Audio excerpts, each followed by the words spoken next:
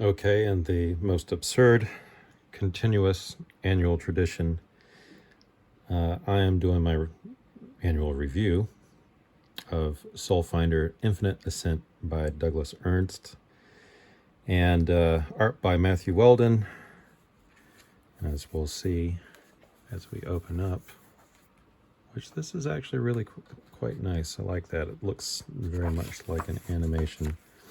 Written by Doug Ernst. Matthew Weldon does the artwork. Colors are by Jean-Francois Ballou, or Belleau. I think it's Ballou. Letters by Bill Williams. And the cover is by Dave Dorman, I believe, on this one. Yeah, Dorman. I did not get the other cover, but it was also done by Alejandro Mirabal. So this is the third installment in the Soulfinder series. All right, let's get into it. Top side of this critique, review, what have you. And as always, I'm very much interested in the preservation of the medium of comic book art. And to the best of my ability, I'm very, very supportive of all the independent makers who are trying to carry on the tradition of the genre and the art. Not necessarily superheroes, although, I got my start falling in love with Marvel and pretty much never left until the 90s, when things just got a bit intolerable with the writing and certainly later on the art as well. Anyway, to get into it, everything that I'm about to say is hopefully to improve the next thing, to praise what's good, to not necessarily get on all the stuff that is bad, because there really isn't too much that's like bad, but places for improvement. And I'll just go ahead and say this too. My last review, which I'm long-winded, I'm from the South, so everything goes a little slower. The last installment, I think, had some real positives in a couple of places where I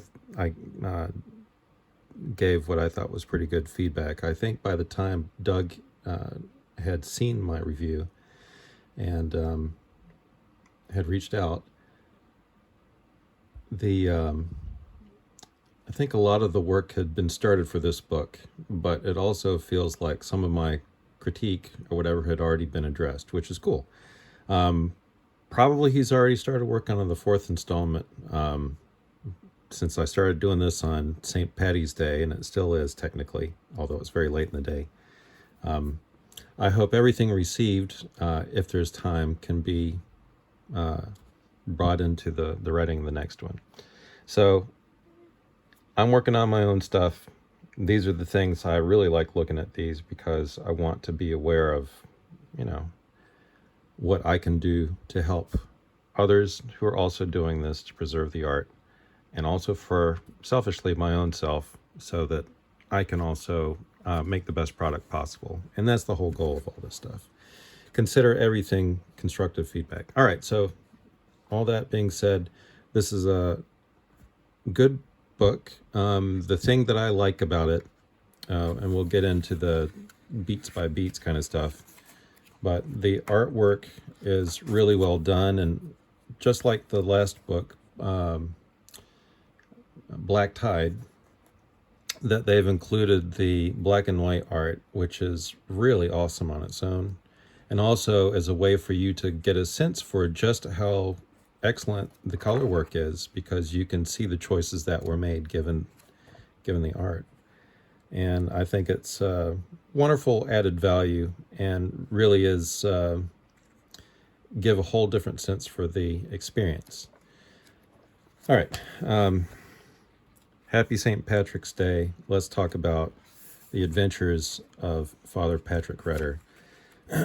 This series is about a group of exorcists who are priests who also happen to be in military service throughout the ages.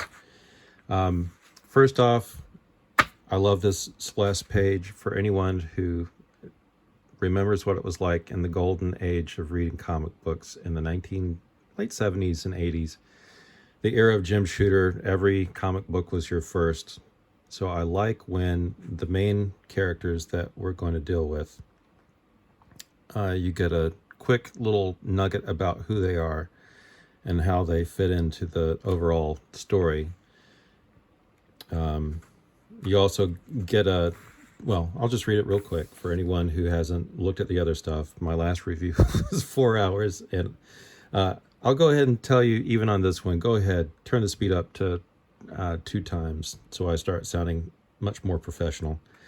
The Order of Soulfinders was founded in 531 AD by Pope Boniface II for the specific purposes of combating the cult of the demon Blackfire. It was in issue 1. Due to Blackfire's power and influence on the psychic and spiritual plane, candidacy for the Soulfinders requires prior combat experience along with vows taken as a member of the clergy, the ability to confront evil both physically and spiritually, sets Soulfinders apart as a rare breed. Father Patrick Rutter, Soulfinder 79, is the parish priest and exorcist in the sleepy town of Steepleton, Maryland. A veteran with combat experience from his tour in the Middle East, he is the newest recruit to the order. Father Reginald Crane, Soulfinder 77, is the mentor to Father Rutter and one of the most decorated members of the order. Having completed several tours in Southeast Asia, he was witnessed and withstood several horrors on and off the battlefield. We do have a sense of, if you read books 1 and 2, this is number 3, more about Father Patrick Rutter's background. We've had just little inklings into what's happened with Father Reginald Crane, but his background is still a bit of a mystery. Gregory Chua is one of Steepleton's newest detectives, having served first as a beat cop, steadfast friend of Father Rutter's. He relies on Rutter's voluminous knowledge of the occult to help with the more bizarre cases that occur around the city. Steepleton, I guess, is a medium-sized town from the way it's been depicted. Of course, the way that it's described always feels like you're talking about 10,000 people in a real sleepy little bedroom community with a tiny, quaint main street, which doesn't seem to be the case in any time I've seen it. There's some... All right, first off, Doug, I'm addressing you and anyone who's reading this. I totally appreciate the fact that you've had 2 books. Hopefully anyone who reads this has gotten the first 2. Or if they bought this because they found it interesting and were looking to go to back issues, which I hope that if you do want to read this, if you're curious about it, you should read all of them. You can definitely start reading this without reading the previous 2. But there are some issues I do have in the way that the story starts, because I know you want to go ahead and get into the adventure. Totally fine with that. Don't have to relitigate the first 2 books. In fact, I haven't read Black Tide for a year. I didn't prep myself. I actually just read the book last night, and I'm doing my review after it was early this morning. And now I'm trying to go off of my memory, which I think is a good way to deal with this. So if there are any questions that I have, that if this doesn't answer like the background that I really need to progress in this adventure, that's one thing. So yes, you should read all the books, but at the same time, you should be able to pick up with this without having to deeply go through. So first off, with the artwork, there's great provocative images throughout the book. But there are some storytelling beats that we'll need to get into. So great opening. The management from cover to inside page, this is wonderful. This recalls a scene that happens later on, although not exactly, but it's, misty and hazy. That's beautiful. This is a great opening with again, kind of a splash page to get you ready for the adventure. However, this is more of a amalgamation of what happens in the story. So it's also nice. But, well, we'll get into it. Either start the story here or this is fine. No problem with it. Okay.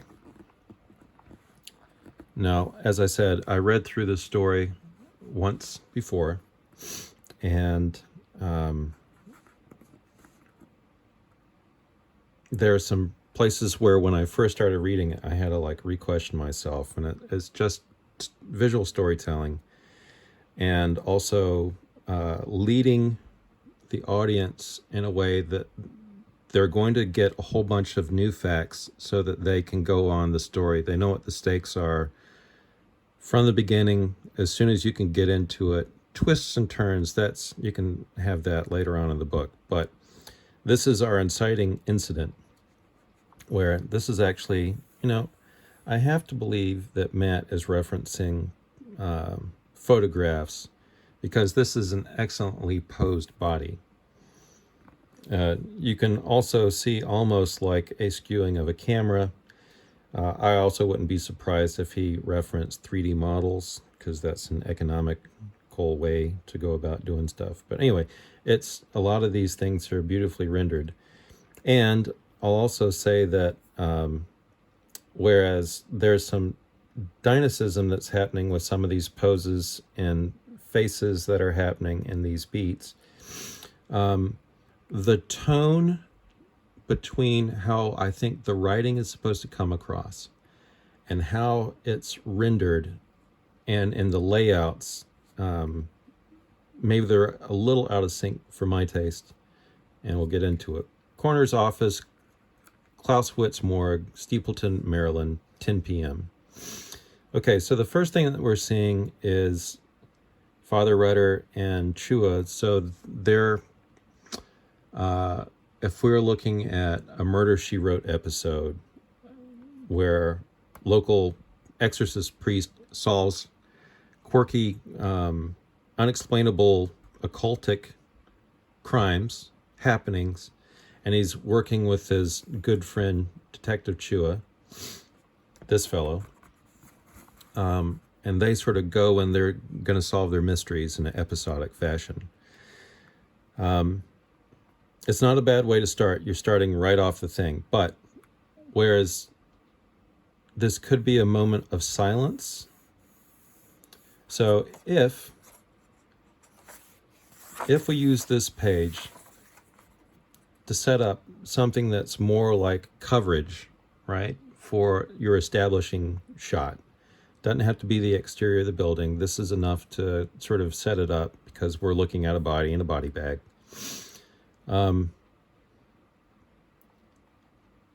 Tell us who this girl is.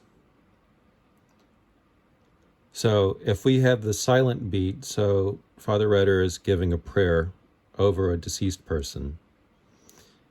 This is a hand of comfort. Oh, you knew who this person was. All right, that's communicated. This is a moment of silence. All right, with the layout on the next one, so all I'm getting at is here's an opportunity. The visual lets you know a whole bunch of things, although this seems to be like a fingerprints kit. I'm not sure why that would be here unless they're trying to get a clue.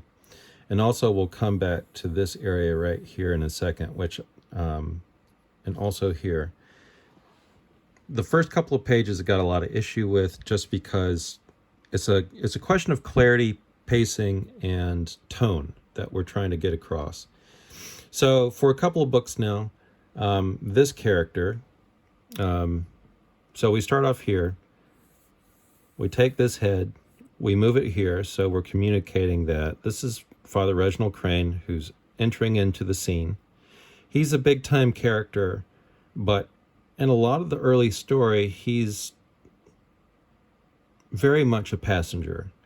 So him coming into the scene, I don't mind this, because at this point we should know who he is after 3 books. but something feels like this transition from here to there, for the sake of this, it's a layout thing. So we have a cascading of storytelling here.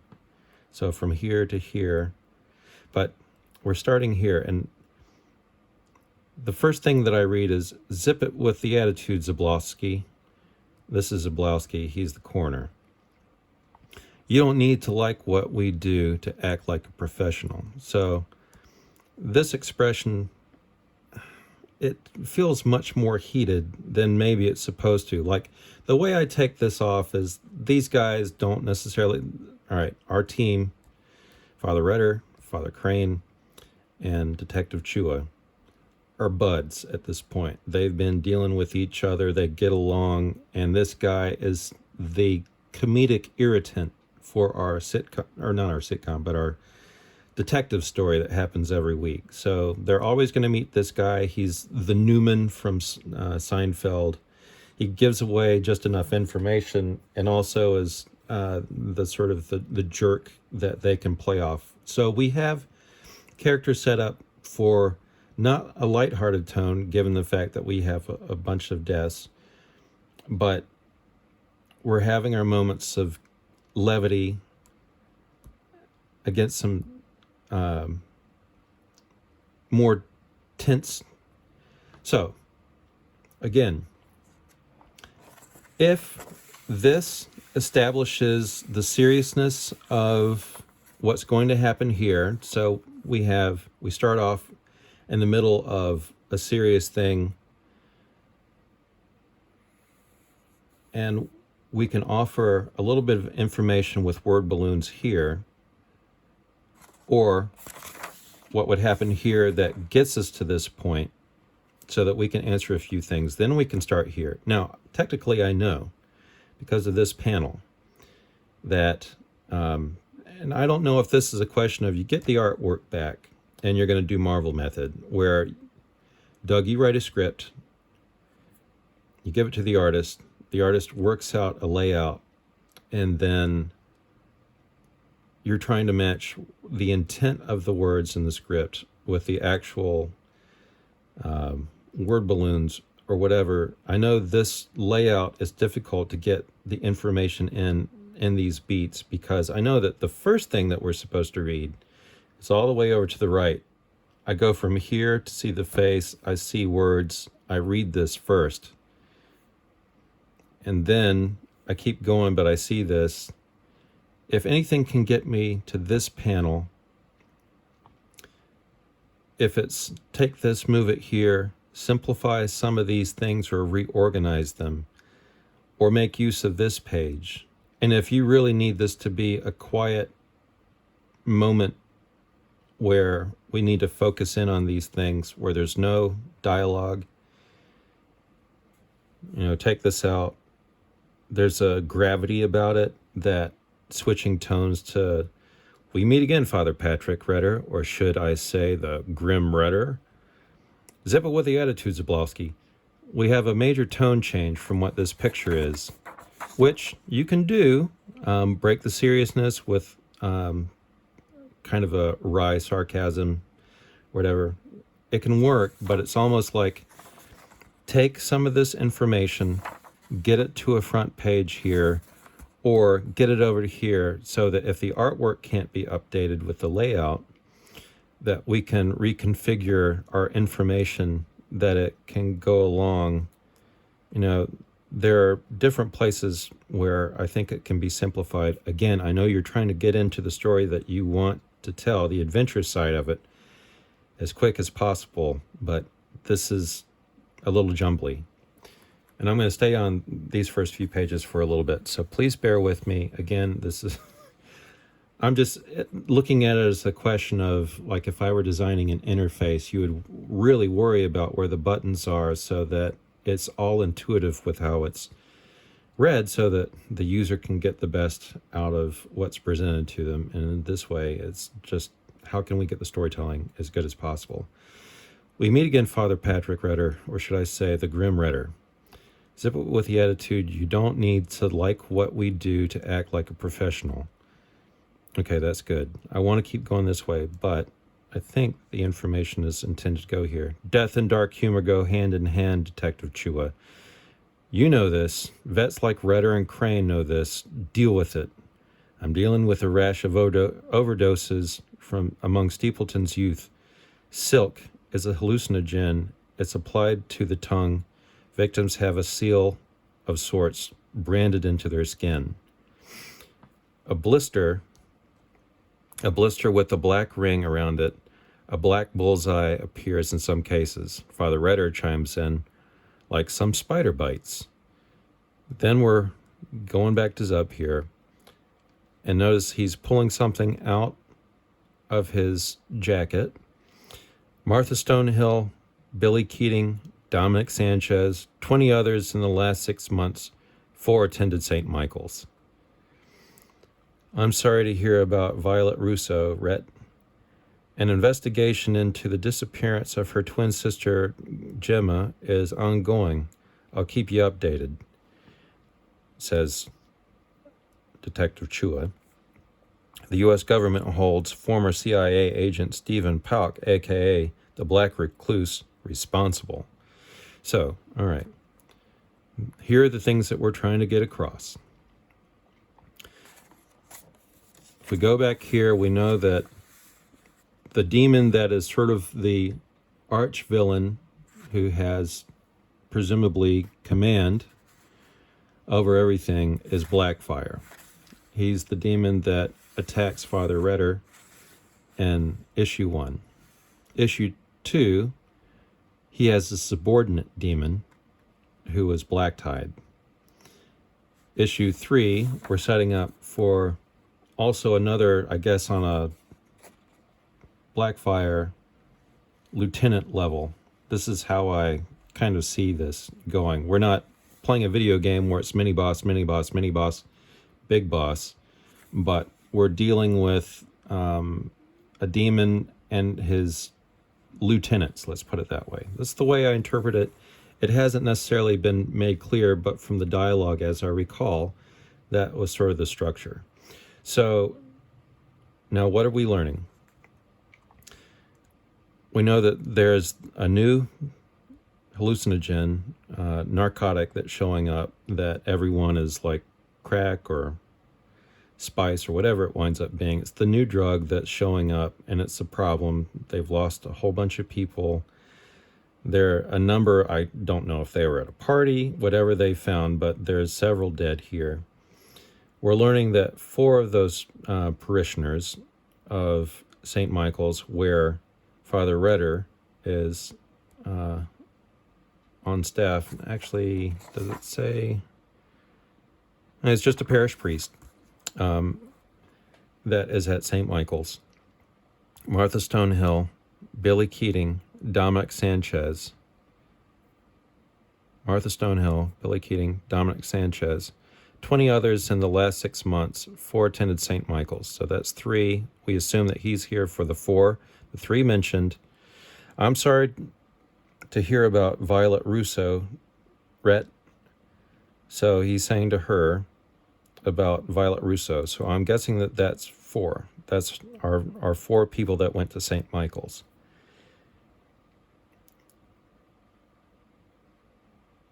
There's something missing between these to linking all these details. Now, from reading the whole book, here's what I'm assuming we're supposed to understand. This is Violet Russo. I think this is Violet Russo. That's why he's here. If he's praying over Violet, I wish he would. No. If we use this front page to establish something about what we're learning, that we as an audience understand who this is. This is Violet. It's important so that we understand for the adventure coming up that the guy that we're worried about, the Black Recluse, who is an ex-CIA agent, Stephen Pauk, that he is a drug runner. We presume that it is well, I can't say, we'll go through this again, but I'm just saying we shouldn't know all of our stakes for the main driving points. We can have twist after this, but everything is getting laid out on one page. I like that you're trying to do this, but get me into the story so I know who's who and it can have its payoff most effectively, because I don't want to come through here, get into these situations, right? This is the family, presumably, of this girl, if I'm correct, that this is Violet. Her twin sister has been absconded with, but no one knows where she is. So we're meeting families with this as our inciting incident for our adventure. I'm not getting, there's no linkage here. We're not seeing her face. Well, that's fine, you don't have to. Let me know who she is. If this is her, if this is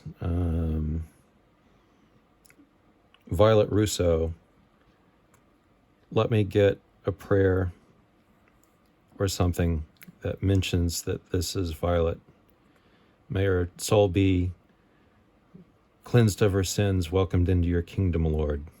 Anything that it is, so we can pick up in the prayer. If this is the movie, Soulfinder title starts off black, music comes down, and we hear the prayer being whispered by Father Redder, and this is where we can start off. I'm just saying that this is a major bit of story real estate. Let's make use of it.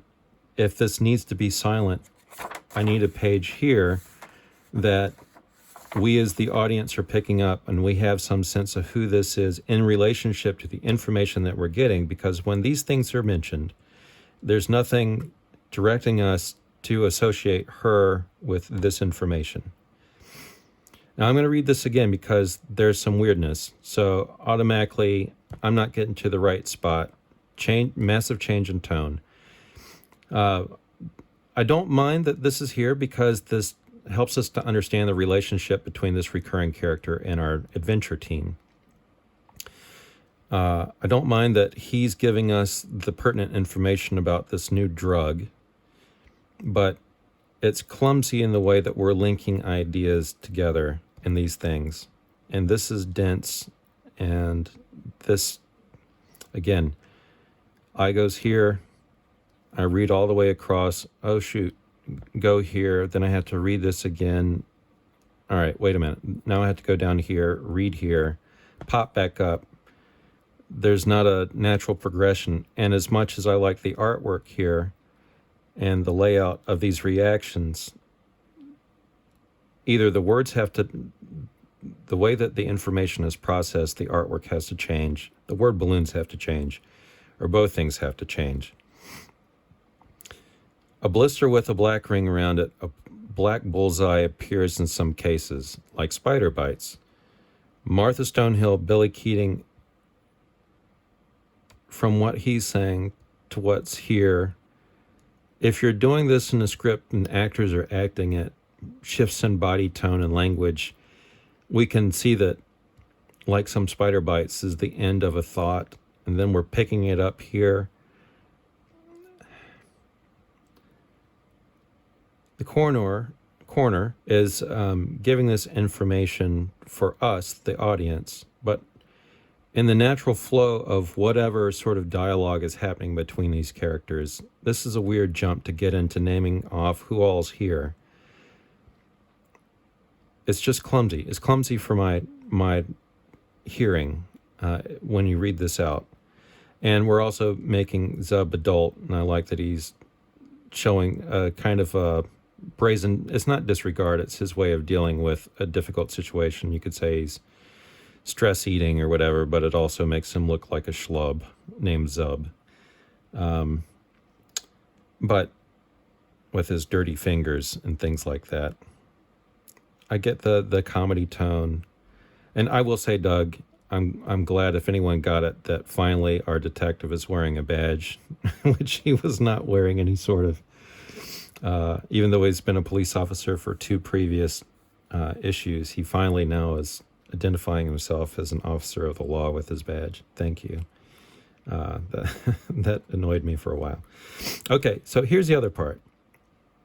This is something else that I think is important. If we're going to talk about this black ring and the blister, the spider bite, over here, we have a perfect opportunity to like set the stage with something that's odd, a detail that we want to pay attention to. We've got our detective kit right here.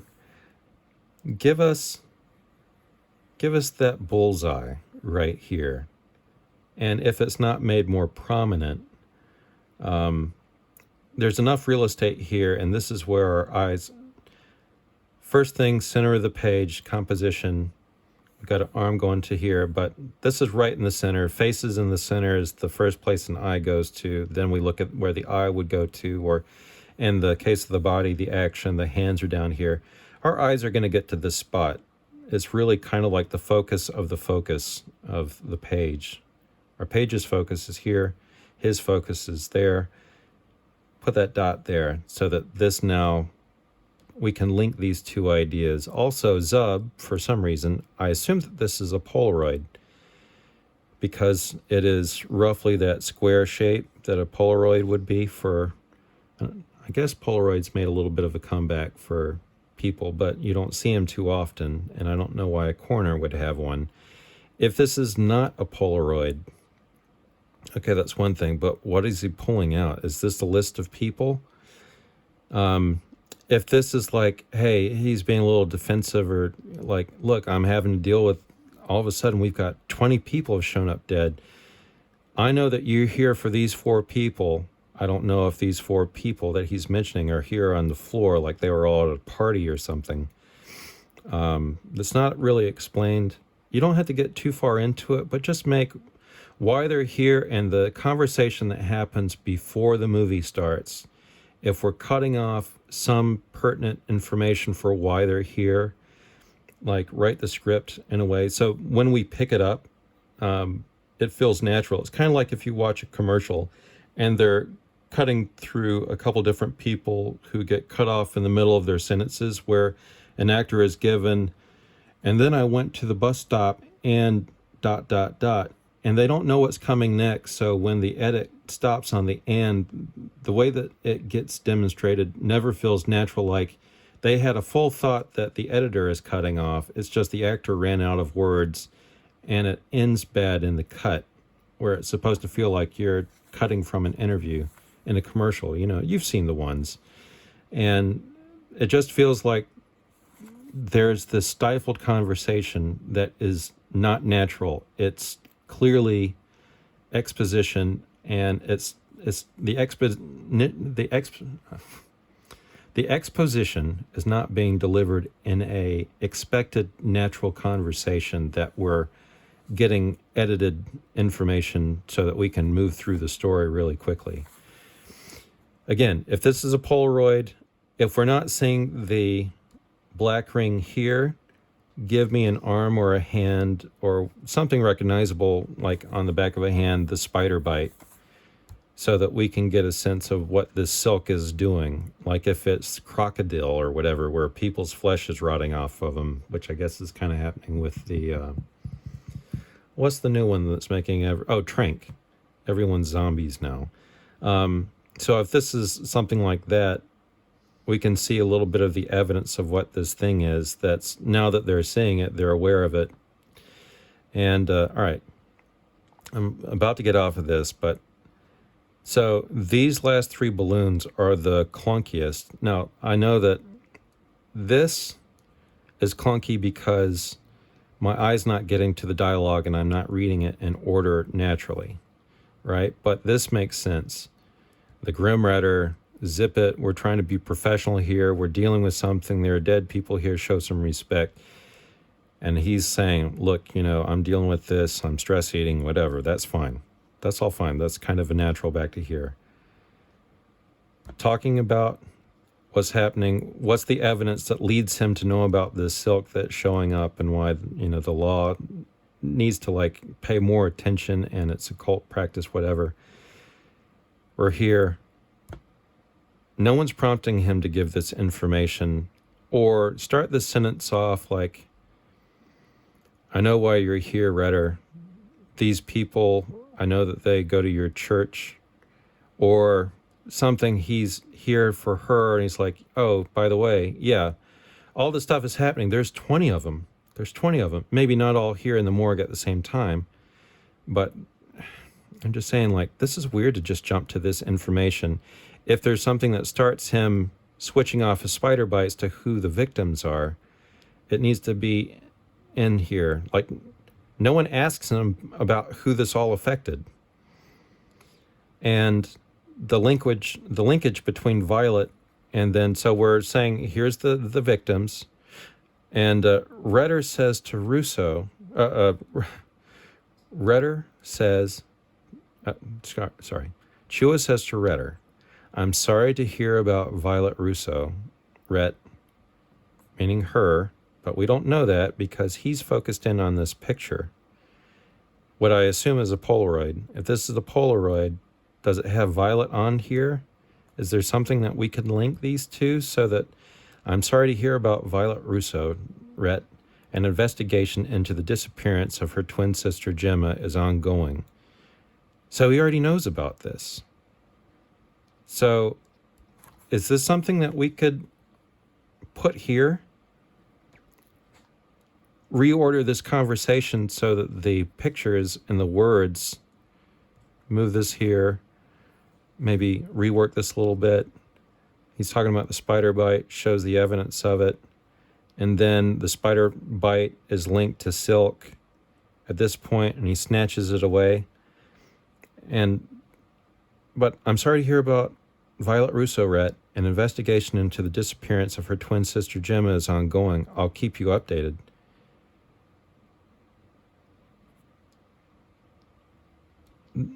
The linkage, would they, is this a surprise for, did Chua follow him in? See, this is what I don't understand. What's bringing them into this moment? And I'm sorry to keep on this. I'm sure I've been going for an extra long time, 30 minutes on one page. But this is, it's frustrating because something is missing here. I'll keep you updated on the disappearance of her twin sister. Okay, that's fine, but is this what gets them here in the first place? No, obviously it's not. He had found out about Violet being dead, and so is he identifying the body? Is that why it's partially opened? But no, it's not. He's going to visit the body. Why are they there? Why are we seeing this? Just give me a little extra. Help me to believe that the 5 minutes of when they walk in the door and start talking with Zub, I don't have to see the first 5 minutes of this interaction between these four characters, but I have to understand that it had happened in a logical sense. And why from here, whatever is on this, it's being snatched away. One presumes that it has to do with, at this point, because he's reaching out. Is this a list?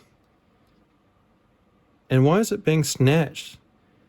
Supposedly, I'll keep you updated on this disappearance of her twin sister. This is pertinent evidence? Is this why Chua's here, to get this evidence? And he's taken it for the sake of the investigation? And then from here, we're jumping to the U.S. government holds former CIA agent Stephen Pock, a.k.a. the Black Recluse, responsible. I guess he's responsible for the disappearance. The disappearance is highlighted. I'll keep you updated. It's highlighted. The black, or not highlighted, it's bold-faced. And the Black Recluse is bold-faced. So I understand that these things are all tied together, but this just doesn't feel natural. At least to me. It doesn't feel natural that these things are happening. And this, this looks like Joy. I guess maybe he's irritated with him and he's enjoying taking away evidence because he can big dick him because he's the law in the town, and anything to put this guy in his place. Tone. Serious. Preparing the soul. No, she's already dead, so it's not last rites. But praying over her for her soul to be received into the kingdom of heaven. Serious beat. Next thing. Awkward comedy, diffuse the situation for information. Okay, I get that. We're dealing with it. But this pose, maybe it's not as, maybe it's, hey, shut it up, versus, shut up! You know, kind of a screaming thing, but the body language makes it a little more heated. And then we're going through here, and then with this expression, to this one, where this looks like joy at taking something from him. He never asked for it. What are you taking out of your pocket? What's on here? Is it a list? Is it a photographic evidence of this new mark that would be best placed here, so we know that this dead body is not just a dead body that's in one of many people in the morgue? We're assuming, because we don't know anything else. I mean, maybe this body was from a car accident. Maybe this one is Violet from taking Silk. What's the disaster that's happening here? Are these two people related? We assume so. We assume that there are so many dead bodies that they don't have gurneys for them. This is why they're all on the floor. I don't know. Just help me out. If you're going to keep 2 pages, put some of this information over here so that we get clarity. There's also a lot of word balloons. I appreciate, as a growing older citizen, that the text is very legible, but it also dominates quite a lot of the page. I don't necessarily want this to be smaller for my eyes, but there's a lot of the artwork that's being blocked out. I understand you're trying to get everything on one page, but maybe this is a place where this can be spread out and clarified so that we know what the stakes are. We know who all the bodies in the room are or belong to, and that if this is evidence worth snatching for an investigation that is tied, if these two things are linked, help me understand more clearly. And maybe I'm getting it wrong because I read it to begin with early in the morning. The disappearance of her twin sister Gemma is ongoing. I'll keep you updated. Talking to Rhett. The U.S. government holds former CIA agent Stephen Falk, a.k.a. the Black Recluse, responsible. Is he responsible for the Silk? Is he responsible for Violet? Is he responsible for the disappearance of the sister? I believe that this is intended to say yes to all, but in the way that the conversation, like, you're giving out information, tie it together in a natural thing where one idea leads to the other, and this is how we're getting it. Who is he trying to tell when? If he's trying to say all this for the sake of Redder, so Redder doesn't know any of this information here, yet he's already dealing with Violet. I don't know if this is Violet, 100% sure, I'm assuming. She has blonde hair. The girl Gemma will later meet also has blonde hair. Help me out. Just help me out. That, Patrick, is where you come in. Apprehending Captain Nebel impressed Uncle Sam, his network of His network of occultists is global. Editor's note, see Soulfinder Black Tide. Excellent. I like the old throwback to Marvel. I always thought that this was a great inducement to go back and find out other stories if you like this and you're just starting the story on this first page. But we're getting shots of asses. And I don't have a problem with this because we're describing the room, especially coming from here.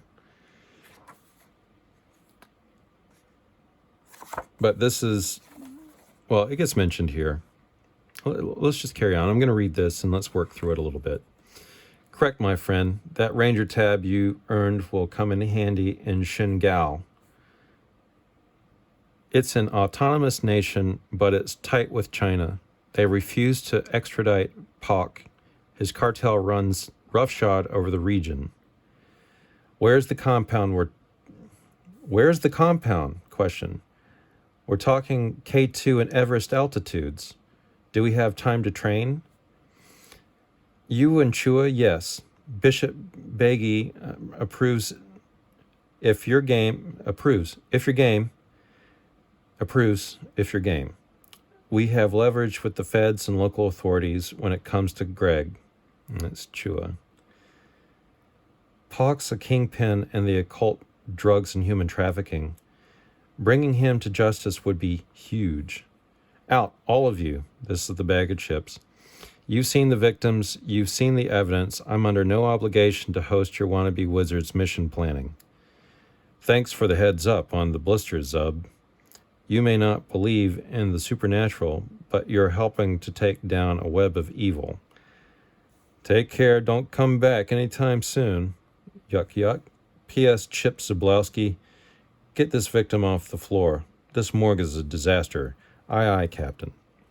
Again, shifts in tone. No problem with it. I think it's good to have the serious and then break tension with a joke, especially a dark joke, because people got to deal with their feelings. And amongst men, the best way to deal with feelings is through sarcastic jokes, so you don't lose face, because men don't cry.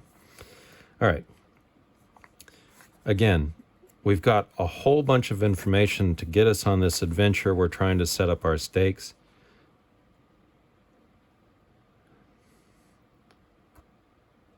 So, Father Crane, that we understand, is from here.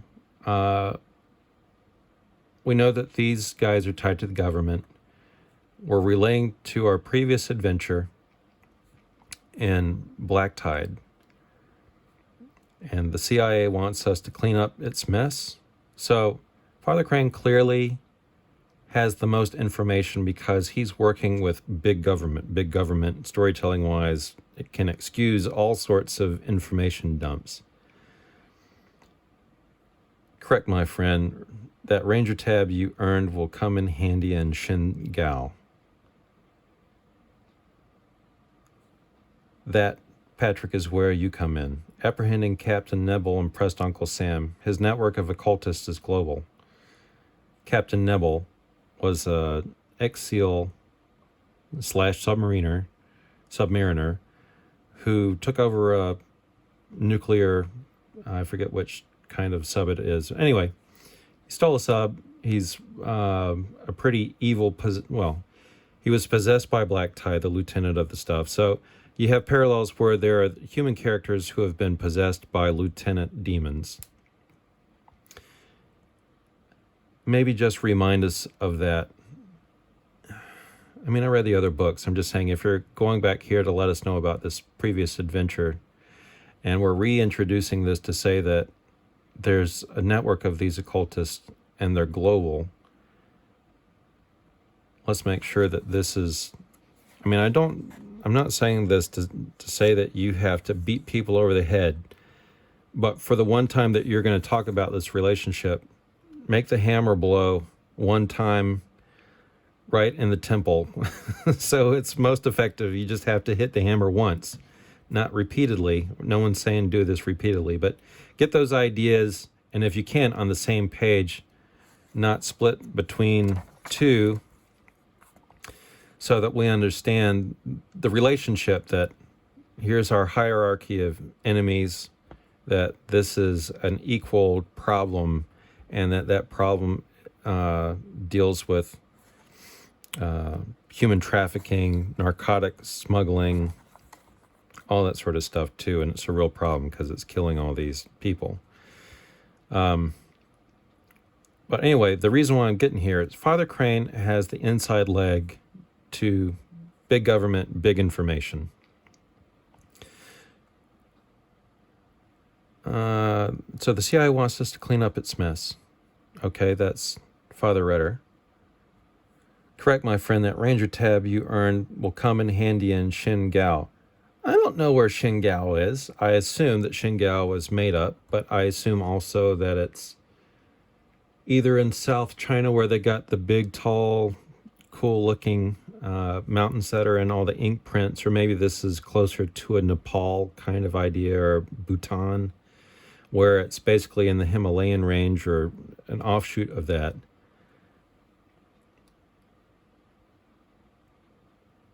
Let us know that if you're getting into talking about getting that Ranger tab that you earned come in handy in Xinjiang, it's an autonomous nation, but it's tight with China. They refuse to extradite Pak. His cartel runs roughshod over the region. This doesn't sound like the information that Chua, a local detective in a small town, or let's say a medium-sized town, have these two been talking? Is this common knowledge? But if it's common knowledge between the people in this fictitious, like sleepy little town, or the world that is dealing with these things, normal reality doesn't know who Xingao is. Why would he know? Is it supposed to be that obvious to us? Describe where it is in relationship to these things. There's lots of places around that would border China. Let us know it's in the mountainous range. This is why you're going to need your Ranger tab. Where's the compound? We're talking K2 and Everest altitudes. Do we have time to train? So apparently he knows where this is too. The audience doesn't know. I don't know. Just give me that little bit of information that gets me prepared in my mind. Tell me about the mountain range. But okay, K2 and Everest altitudes, that makes sense.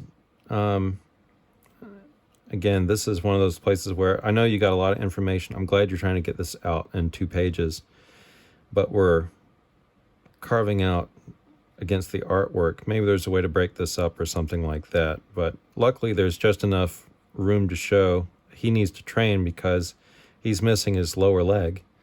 This is a good detail in the art. It's just information dump and how to handle it. And I'm just a little frustrated because I'm having to I don't need everything spoon-fed to me, but I also don't have to work to solve.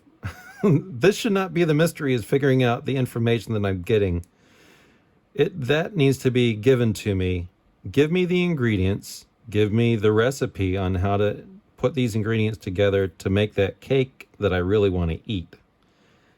This is where you're giving me a cake, but I don't know what kind of cake it is, and you're asking me, well, what's in it? I don't know. I'm trying to solve this equation. This is not the equation I should be solving for X. Out, all of you, you've seen the victims, so apparently all these people are here for that reason. But can we just in here understand why they are all here? That this is the information that's going to bleed out about it? Because, yeah, here's the thing that showed up in our town is this weird mark we haven't identified, but all of them have it. That's a mystery. We think it's to do with this new silk that's been showing up. And he could say, like, some other things that are beyond the understanding of science, quote unquote science, as would be understood by this coroner. And like, oh, well, that's our intriguing plot point. This is why Redder is here. Is Redder here because of the occult and seeing these weird things, or is he here just as the parish priest to deal with either identifying this body because the family couldn't do it, or because there was something tied in with the church? Why is he here? Why are they here together? How is this stuff all working out? And that Father Crane is the one who should know everything from the top level of information. But why is, no offense to Chua, what's his relationship to it that he knows so much about it? And that Father Redder seems to know something about it. This is weird. Doctor Who and his companions, the function of the companion is so that Doctor Who can explain things that he understands to give the expedition of, oh, here's this weird magical place that you've never heard of as an audience for Doctor Who viewers. I will have my companion not understand what's going on here so it can be explained by Doctor Who. Here is a perfect opportunity. Chua or Redder needs to be the substitute for the audience to ask the question, what's this place? Wait a minute. Xinjiao or Xingao, isn't that the place that has high mountains like Nepal? And then someone could chime in, yeah, Rhett, it's an autonomous nation. Or it can come from Crane, where one of these two guys they don't have to be completely ignorant. They can just not be quite assured because of the people. My assumption is that the least worldly, even though he's Filipino and has lived other places in the world, one assumes that Greg Chua has been in the sleepy town being a detective for a little while. Maybe he's new and he gets around. I'm just saying, as the audience, help us be the fly in the wall where this conversation is natural, where someone can clarify, give you this information, and that be that. And it's delivered in the most natural way. Now, this is fine. Get out of here. This is my place. You've commandeered it long enough for your little wizard's planning meeting. But what is supposed to annoy him is he's a man of science versus the man of God, the men of the spiritual world and all the occultic stuff, which he hates because his science cannot explain it. That should be the dynamic and why these things are happening. So he shouldn't necessarily be upset because they're talking about some CIA mission that's like, this is the bread and butter stuff. There's nothing that's occultic about this conversation. The conversation should change from here where it's all fact-based. These are the things, this doesn't make sense. I'm a man of science. This doesn't make sense. You're saying that there's some spiritual component to it. Bah humbug. I don't believe it. No, dude, it's real. CIA is involved. Feds, this is way above just give us the information we need. So this is then like, because they're big dick swinging, they trump his science, and the last thing that he has that he can big dick swing against them is that once they start getting into the heebie-jeebie stuff that's non-science, that's the upsetting thing for him, that says, get the heck out and don't come back, and then we can part on those terms. All right, that's all I'll say about that. When I approach the things that I'm working on, as much clarity and naturalism that you can get to the inciting incident, the information dump has to be extremely precise so that we don't have to ask questions. It's more of a mystery, not a mystery box, but you're waiting to find these next pieces of information. They need to be delivered amongst people in pertinent conversation because the stakes are high, life and death from the start. Even with tone shifts, the thing is they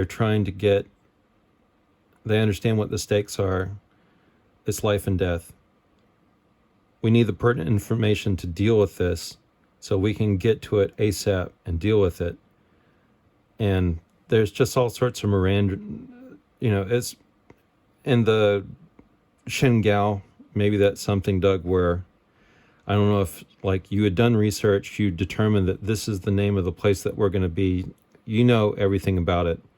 And because as you've been working on this idea, have formed this plan in your mind that it, the audience doesn't know it, you have to help us out so that we can frame it, because some of us are ignorant.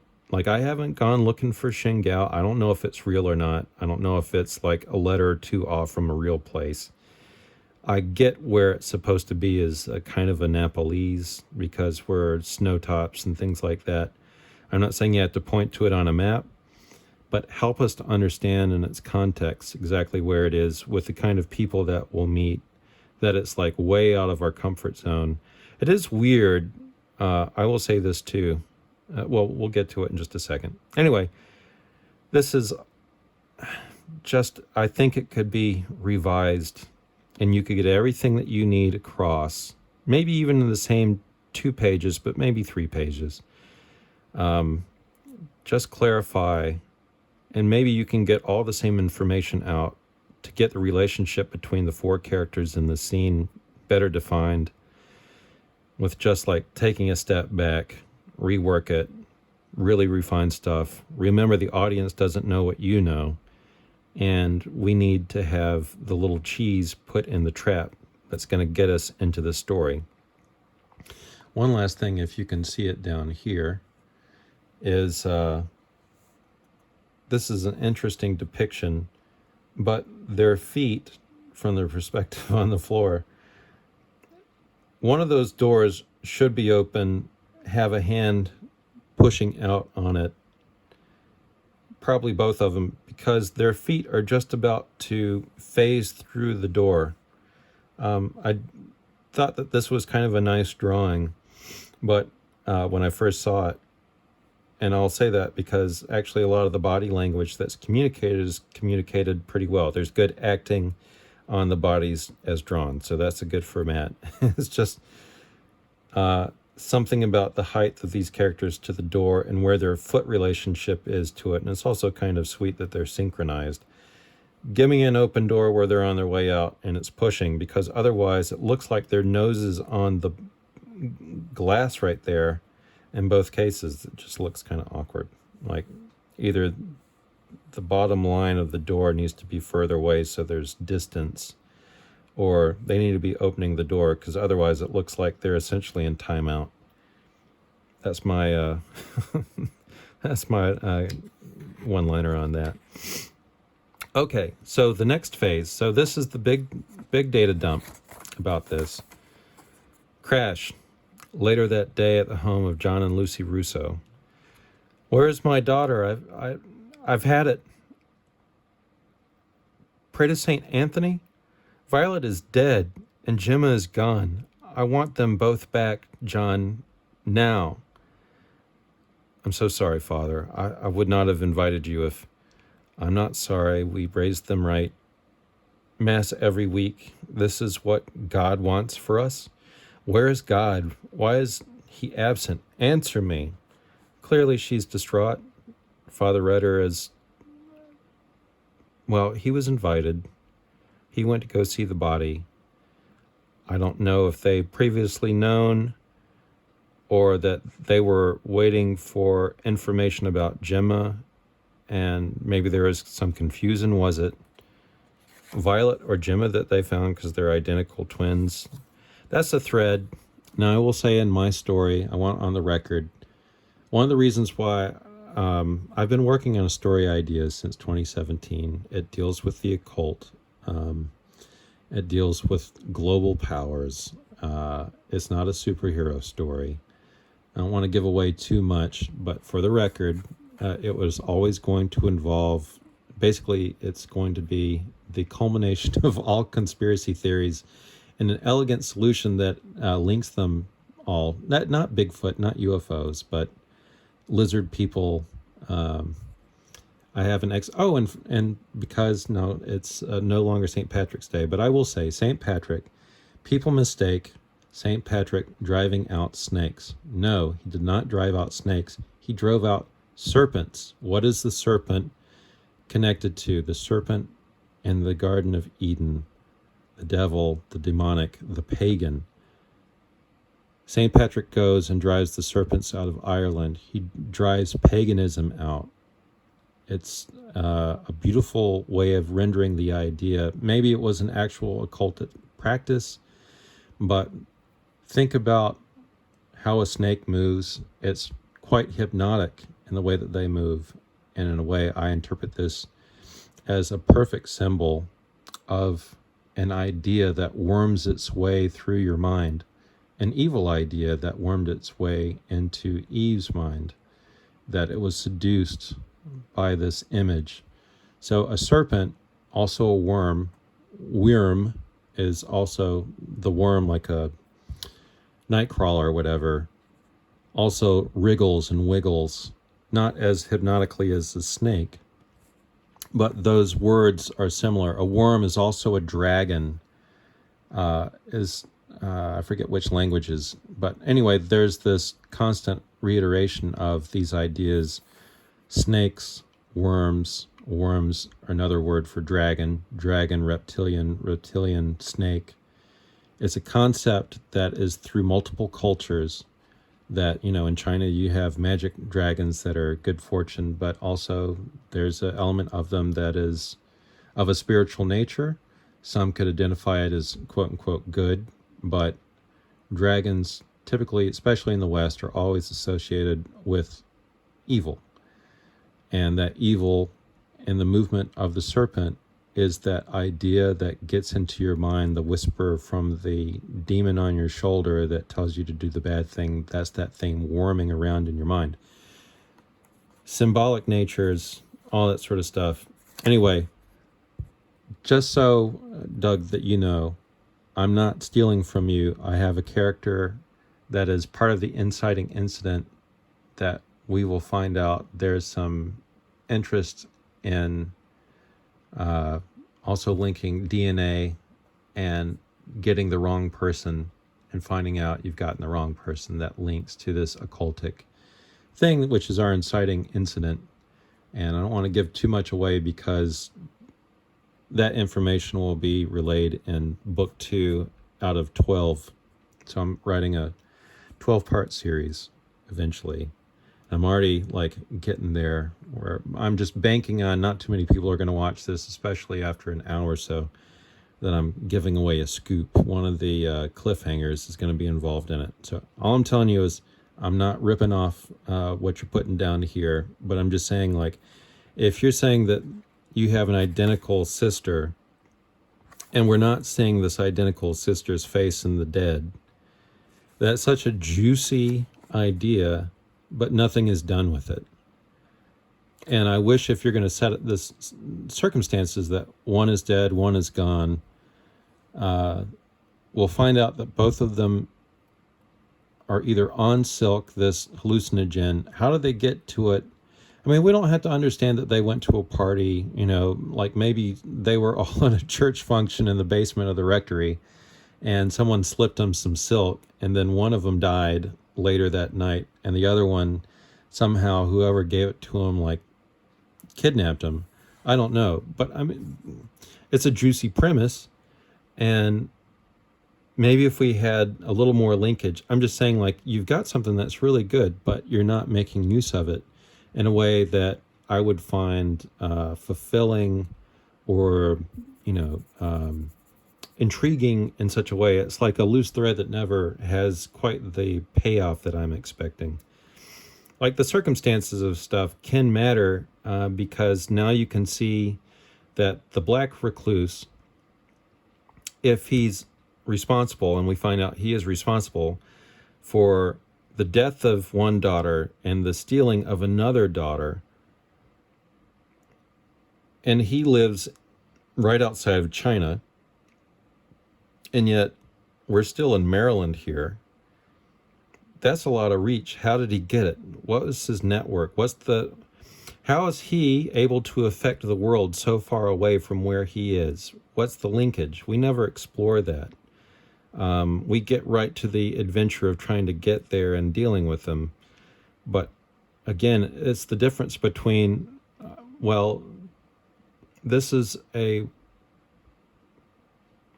bite of cake versus, that was made from Duncan Hines, versus a homemade, scratch-made, you got the best flour from King Arthur or whomever, organic, everything's organic. You made the most sumptuous cream cheese frosting or icing, however you want to say it. The difference is an enjoyable treat versus an elevated you are going to tell people about this enjoyable treat. Like you're eating cake at a birthday is memorable because it's cake at a birthday versus you just got gourmet cake and nothing else was special about it except that you had an exceptional cake, and you're going to tell everybody about this exceptional cake because it has no other meaning to you other than it was an excellent experience. That's what I'm trying to communicate, that this is a good story. There's so much here more that I thought could have been done with it, given that you're giving me these little tidbits, but there's the payoff in there, and it's the difference between birthday cake and gourmet cake. Maybe it's not that drastic of a thing, but this is where we're going with it. So obviously she's upset, and this is set up for communication between them, which something else I will always say in stories like this, the adventure, and for my story that I'm working on too, it's going to be called Shepherds. The thing that I always want to make sure is communicated is, well, in my story, the idea is brought off of there are three kinds of people in the world. There's sheep, which is all of us, the normal people who just get up every day and live life. The most productive thing in the world, in the ancient world, was a sheep because of everything that brought wealth-wise to a family. That's why they're so valuable. All right, so sheep, wolves, these are the people, the evil out there that prey upon the sheep, and shepherds. These, I don't necessarily like the idea of the sheepdog, although I understand a lot of warriors want to be that sheepdog. But a shepherd is an elevated thing. These are the cut above that risk their life for the sake of the sheep. And that, in my mind, elevates their position more so than the sheepdog that looks like a wolf but does the right thing.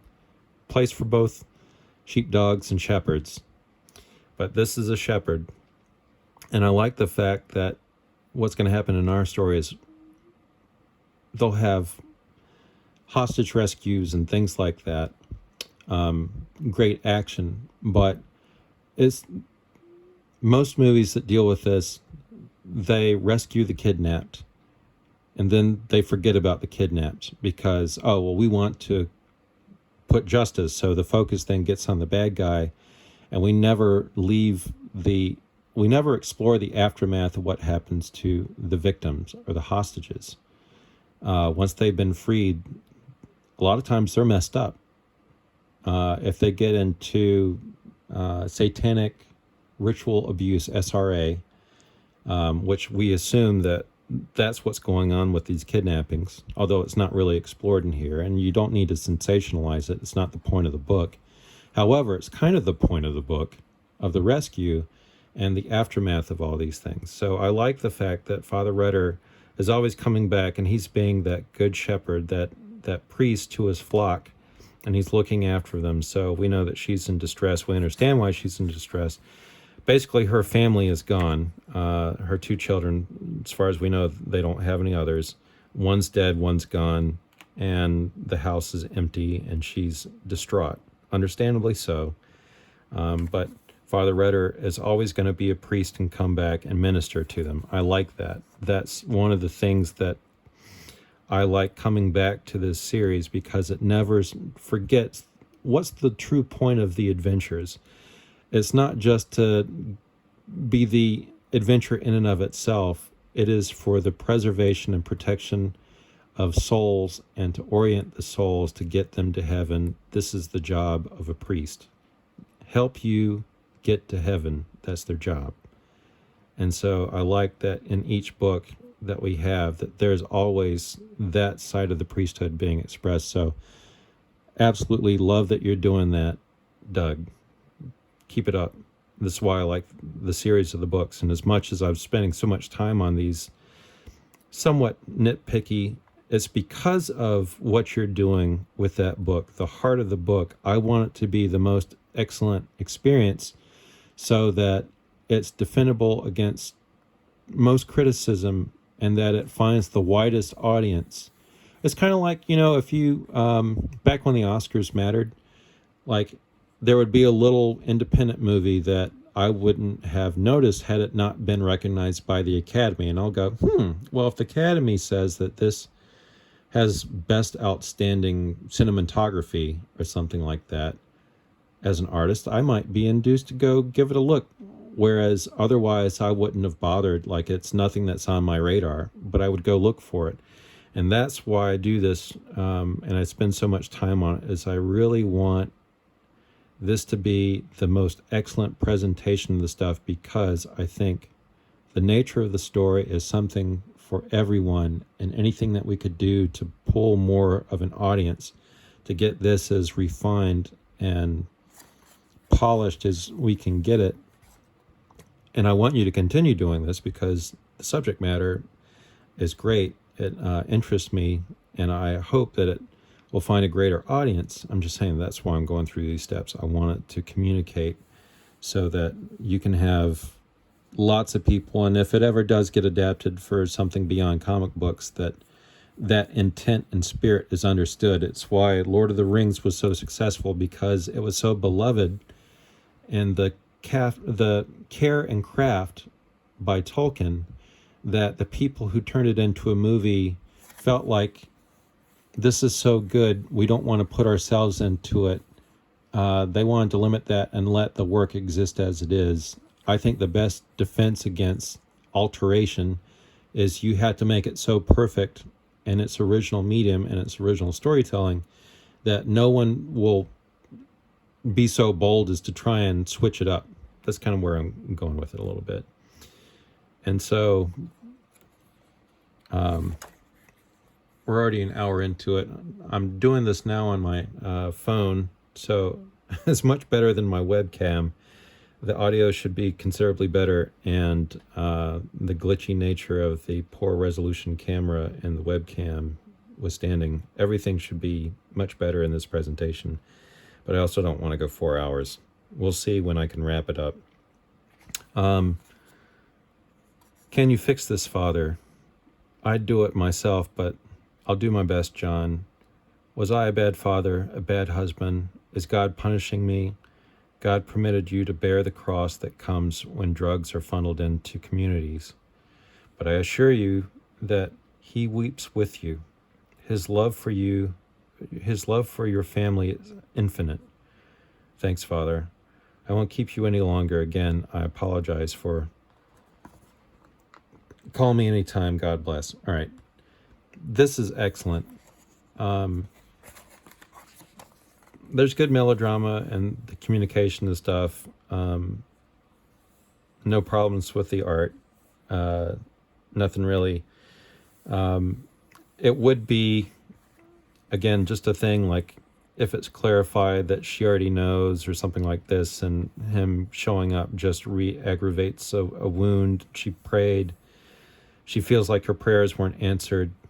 This is, otherwise they've been really good. It's just the shock and stuff like that. And the rendering here, the tenderness, this is well communicated. I think this is excellent. This is one of the things that I think is really the heart of the book and should always be emphasized. However, I don't know if this happens in the floppy, but I got the hardcover because I wanted to...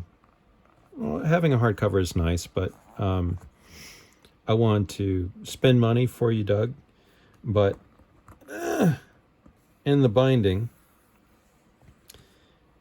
there's a number of times where the balloons are so far in close to the glue line that things get cut off and it's hard to see it. And that's just, I don't know what to do about it other than make sure that you have enough bleed. So when the artwork is worked out, maybe something that you can work out with Matt is, and I don't know what your work process is, it's not a complaint about the quality of the craft of the art. The artwork is really nicely done, but in some of the layouts, if you can work out somewhere where you think these things will be, just keep in mind where inside edges are on that glue line so that things like this don't happen. there's some other issues I'll bring up that happens to be where maybe it worked fine for a floppy, but if this is like, hey, I'm spending extra money, this is the primo edition, whatever, I would prefer that it could be taken into account so that we don't run into that. If it's a thing where, I mean, I like that whoever's doing the words, if it's up to them for the layout, that they're not intruding on this depiction, which is all good. Maybe it's down here in this unused space versus like being all the way here. I know we don't want to come over into the body, but it's such a small balloon, maybe it's here. I don't know, but or just shift everything over a 1/4 inch so that this isn't so in here, because I don't want to also like sit here and break my book, and I don't want to necessarily have to like be here. Anyway, it's just a consideration.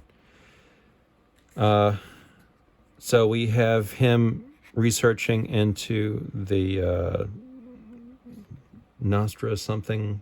Anyway, his occult book that gives him all the information about Blackfire and his lieutenants. Again, this would be a place where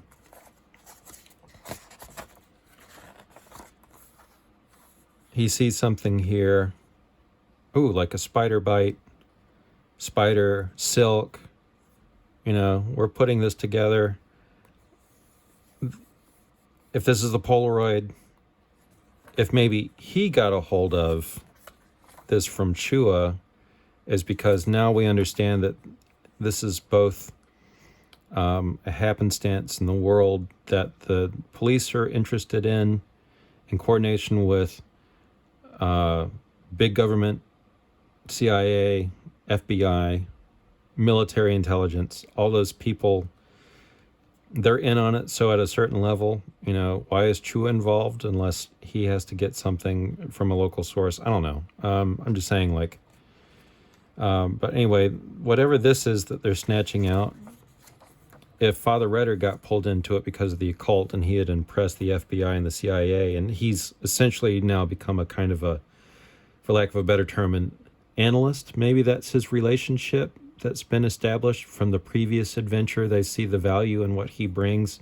They recognize him as a special insider that they can trust, that now he can also be comparing this evidence in accordance with his book of the occult, and that's going on. Now, I will say that this, I understand that this is a monitor, but maybe if we have a monitor right here, because, you know, is this a jump in time? Is this a window? We're seeing the mountains. We're seeing a cathedral, a thing on top of a mountain. Knock, knock, you know. Presumably he's taken aback. It's open, come on in. Like, I know that's supposed to be, like, if we're watching the movie, we're coming in slowly. He's looking at it. He's intense. He's pondering. He's considering what he's up against. And then, oh, yeah, come on in. It's good. I just wish that maybe we established the monitor here and not necessarily there, but, you know, whatever. All right, so here's the next thing, and here's something that I like that you're doing.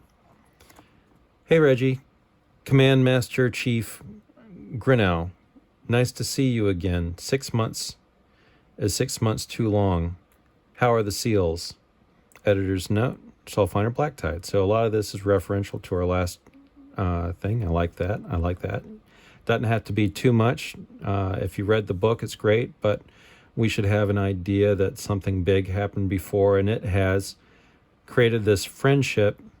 Still talking about Soulfinders. That's why I'm here. I'm a liaison who can explain the POC situation from the government's perspective. So great. Doctor Who and his companions. We got a guy. It's natural. We understand that you have limited information. I'm going to give you the skinny on everything. It's a great way to use a character. Callback. We're establishing a hierarchy of characters that will, much like Zub, these will be reoccurring characters. And I think that that's great. They're not Soulfinders, but they're tangential. So we have a relationship between big government now being more and more formalized.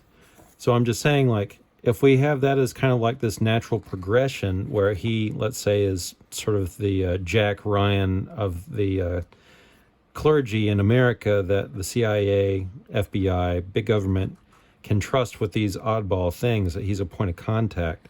Especially, he's probably giving them some degree of information about, well, governments can tell you this about the activities because these are our resources. And he can say, hey, these occultic things are happening. I'll give you my knowledge from the spiritual realm of it because, hey, we got all this weird stuff happening and we both acknowledge that it's happening. So they're working together. It would be nice to see that a little more formalized so that when these two guys show up, it now also has maybe the idea that they're tied in with this network of access to high-end governmental information and resources like travel. The other resources that could be leveraged are the inner workings of the Roman Catholic Church, which, the Vatican has all sorts of resources throughout the world as well. And some people could say that they're already working with the CIA and other intelligence, but, they're all kind of friendly, but maybe a little adversarial, and that's something that could get played with. Everyone's trying to get what they can out of each other. So I'm saying that I like this. Pak allegedly controls a Shingal monastery built into Dragon's Tooth in the 4th century.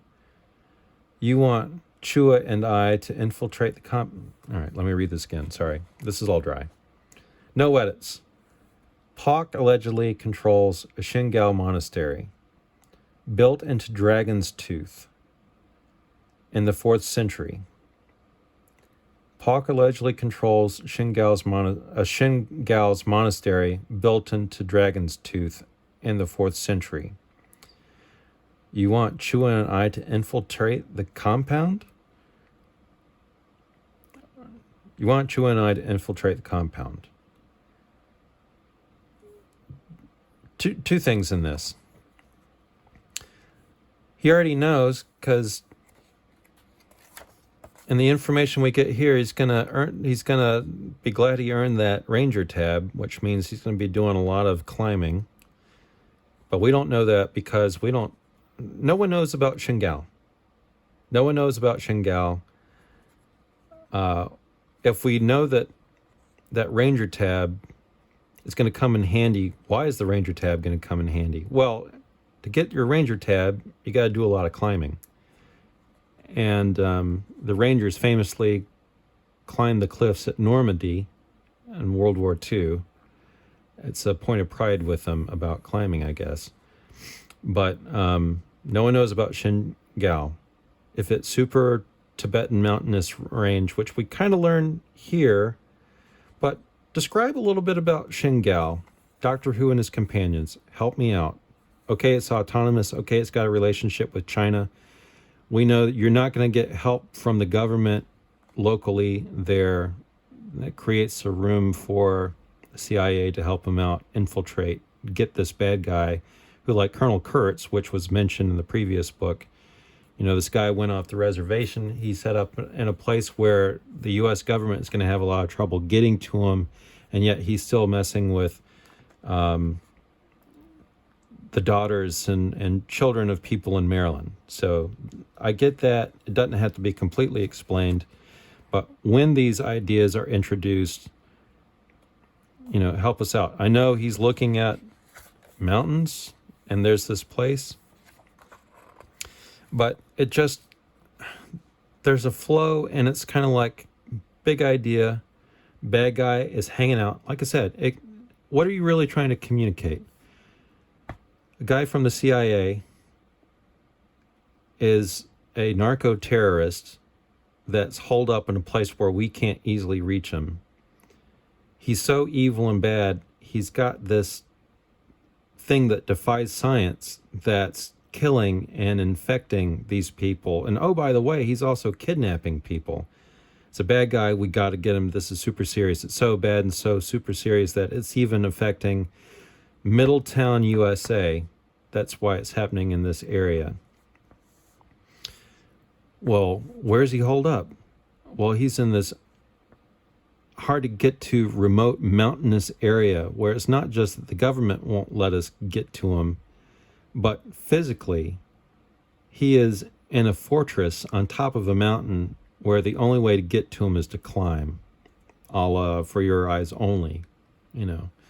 I'm just saying, like, give us the broad strokes, refine, help us understand from this government's perspective. This is where you could start talking about, you're not going to have a lot of local help.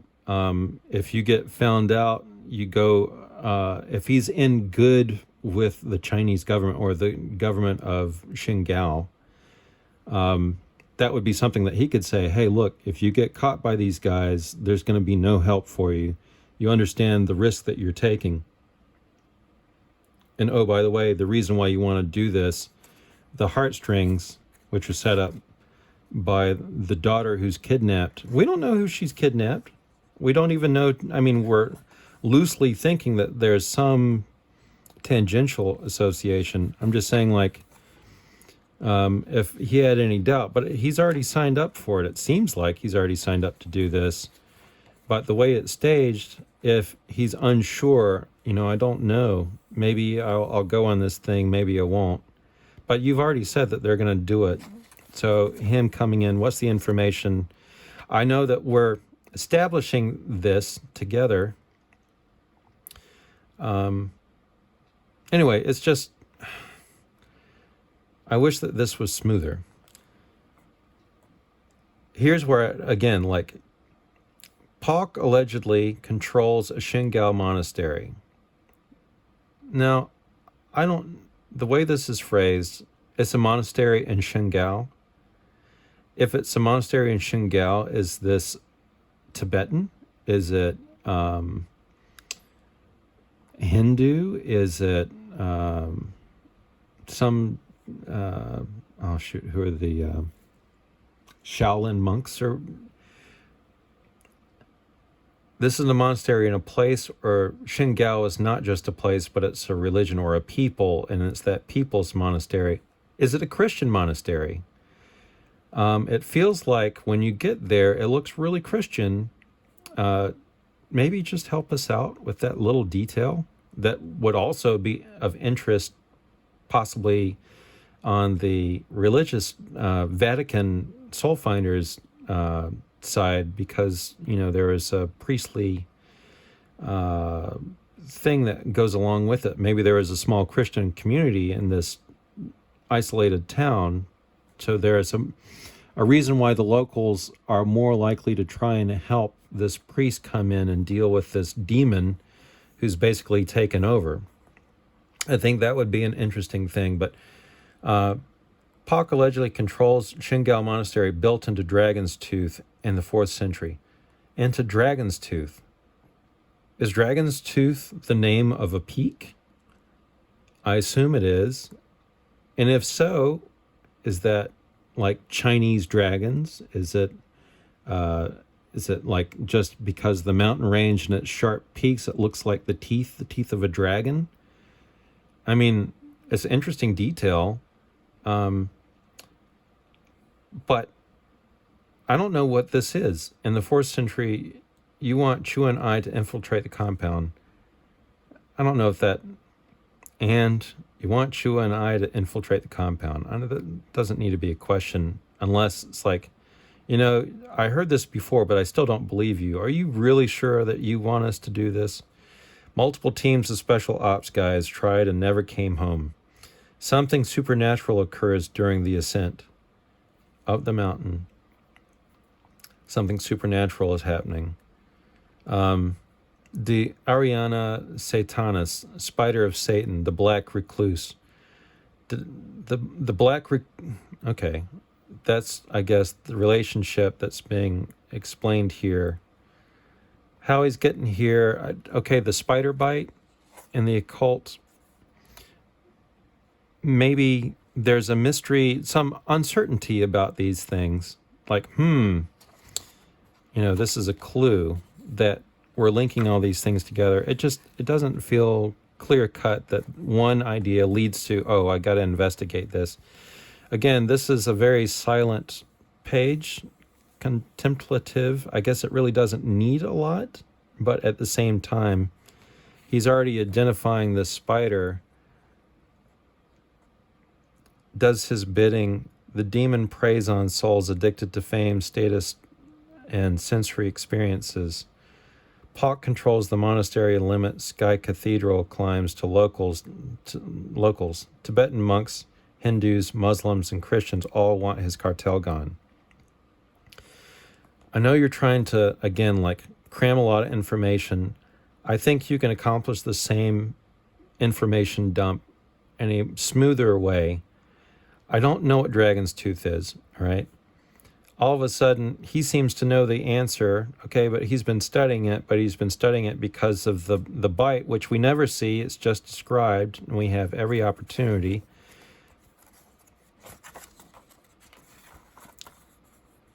There's a mark, a brand that seems to be tied to it. I don't understand it. I'm a man of science. This is heebie-jeebie. It feels cool to the touch when I touch it, whatever. It's mysterious, and I don't like it because science has to make sense. You have this rhythm. You see this thing. Oh, here's evidence of others that I've caught that also have this. Maybe it doesn't show up on all of them, but maybe it shows up on all of them. Like the black fire in the match was always found at every self-immolation or spontaneous combustion in the first one. That's repeated. Oh, this is vital information. This vital information, he's looking at it here. He puts 2 and 2 together as he's doing his study, right? Did I miss one of the ones? He's here. Yep. So it would be here. He's putting these 2 things together. He's pondering this and then looking at here, and maybe there's something about where they, here we really are looking into the book. Maybe there is a pustule mark with the ring around it. The 2 things are linked. And he's always suspicious of these kinds of things. What's the tie to Blackfire? That by the time he gets here, it's like these 2 guys, he shows up trying to inform him what the government knows, but he's also telling him what he knows from his perspective. This is all good. But I think it could be made, the information from where Redder is presented and the audience is presented the facts of the case. He's analyzing what data he has. He's making that leap to put those 2 puzzle pieces together. And then he understands the gravity of maybe it's not just a new occult thing that I'm going to deal with, but like James Bond, not every time that he went up against a bad guy was it a member of Spectre, but he went up against a lot of Spectre enemies. He doesn't know if this is Spectre or the drug trader in License to Kill, right? He knows that there's some sort of conspiracy, but who's responsible for it? And the stakes can become higher because this is another lieutenant of his old adversary, and that would be kind of interesting. So this is good background. I think it could be a little easier. Much like the Dragon's Tooth, get this, Pak controls the monastery and limits Sky Cathedral climbs. Now, Sky Cathedral, I don't know a lot about climbing. I don't know if this is a common terminology. Perhaps it is, that Sky Cathedral is getting to the highest peak in an area. Is Dragon's Tooth not the highest peak in the area? I don't know. Like, if this is the highest peak, if this is Mount Mitchell on the east coast or Mount, is it Denali in the west or whatever? Give me those stakes too. Doesn't have to be a lot, but I get a little confused because not researching. I'm just going off of what's on the page. Sky Cathedral, I guess it is Sky Cathedral climbs, but you're talking about cathedrals and monasteries, and the 2 felt like they're, in my mind, kind of competing. So maybe for dummies like me, this can get explained a little bit, but maybe that's not here nor there. But Paul controls the monastery and limits Sky Cathedral climbs to locals. Tibetan monks, Hindus, Muslims, and Christians all want his cartel gone. So we know that those people presumably are in the area. Fewer than 1,000 men have reached the summit.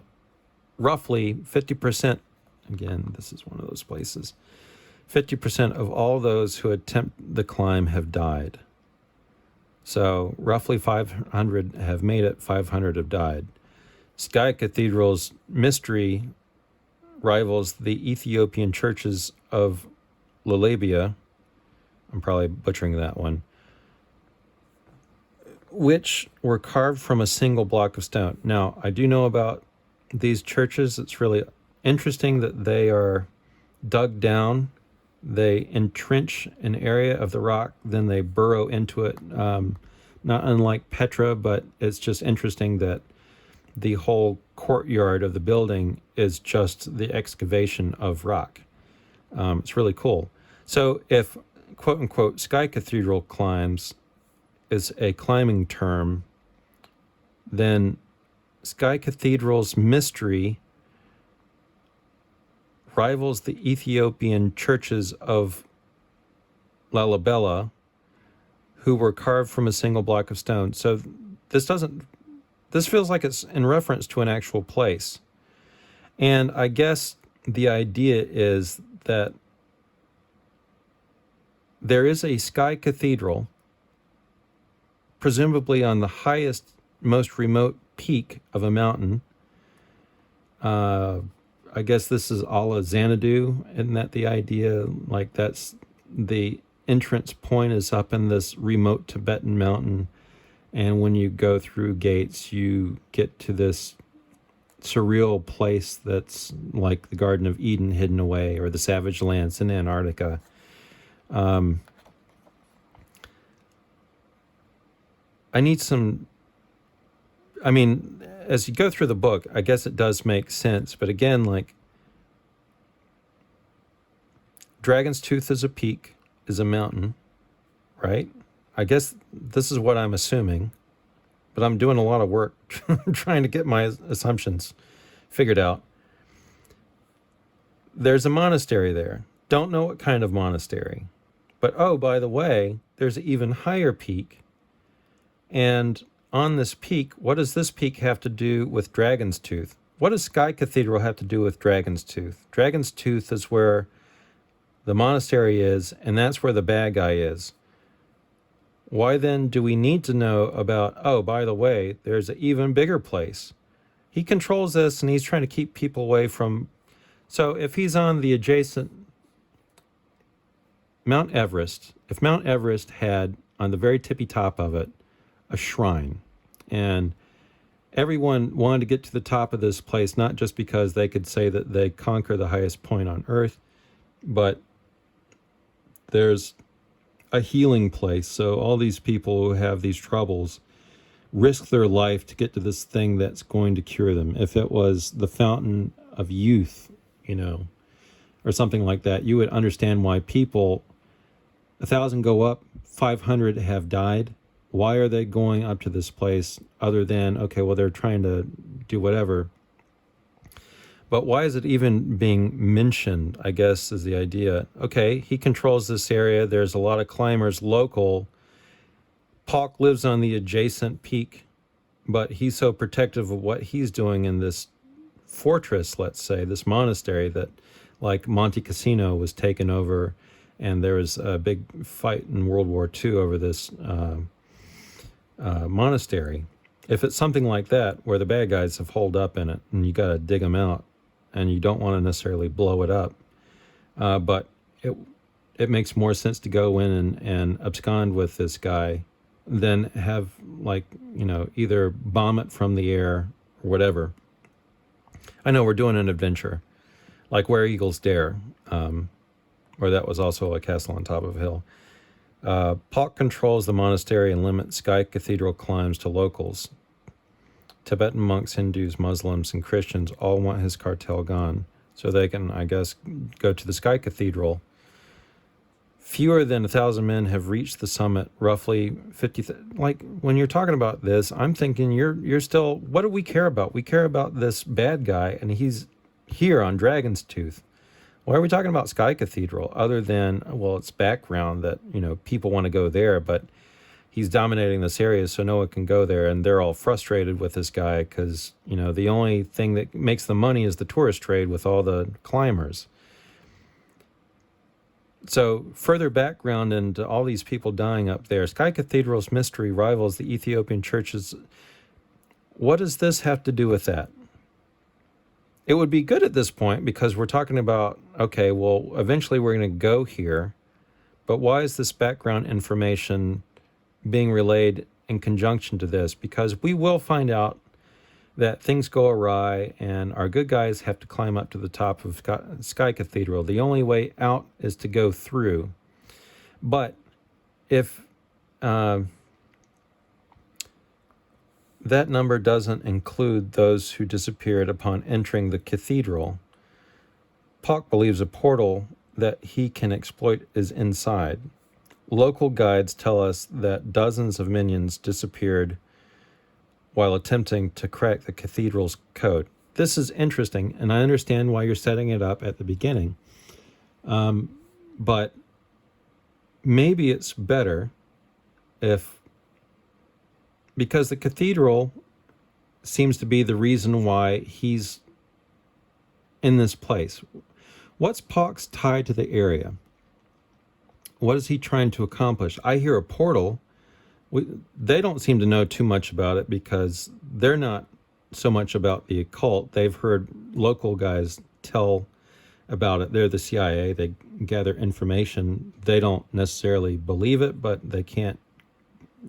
No one knows. It's a mystery, but they believe there's a portal where people can go up to this cathedral that's at the tallest peak in this area, that the portal moves you through the world. They don't know where it goes out because no one has ever come back from it.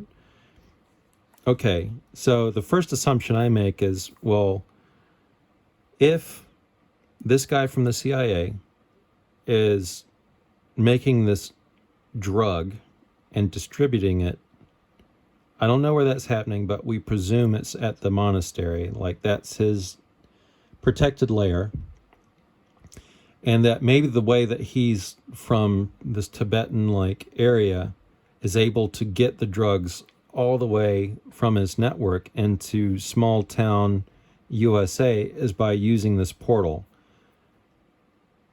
That's when I'm reading this, okay, this is why they're giving me this information. There's something to do with this portal. He's exploiting it. Well, it turns out that that's an impossible thing. So if he's trying to do this, kind of like Raiders of the Lost Ark, where they're looking for the Ark of the Covenant, they know it has immense power and he wants to turn it to his use. I guess that's the scenario that we're trying to build here.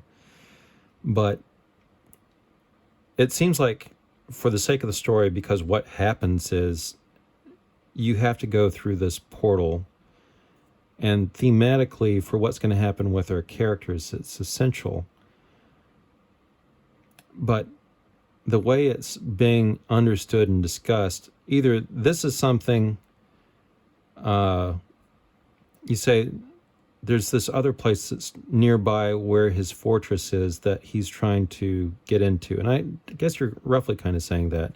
It's clumsy on how the information is getting across to set those stakes up early on, in that you could say that there is something really mysterious about this place. Oh, by the way, not only this place called Dragon's Tooth, because it's scary and it's dangerous, but it's also, is there a link between this monastery, which we don't know if it's Christian or not, but the cathedral seems to be because of its architecture?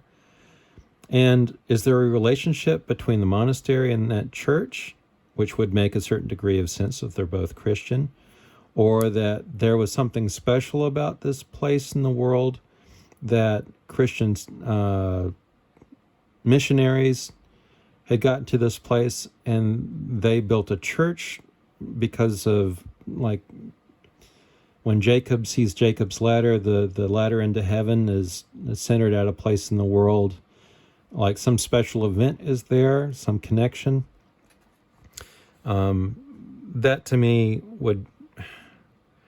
There's a better way of communicating this idea that whets the palate for the adventure, and also, oh yeah, this is something, I don't exactly know what happens, but this is why he is in particularly there, because this thing is driving him if he can corrupt it and make use of it.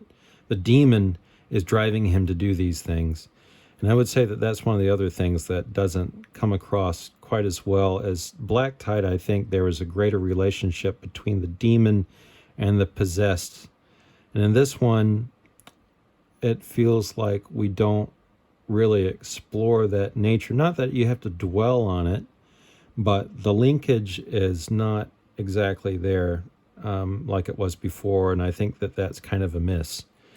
But anyway, they're going to try and...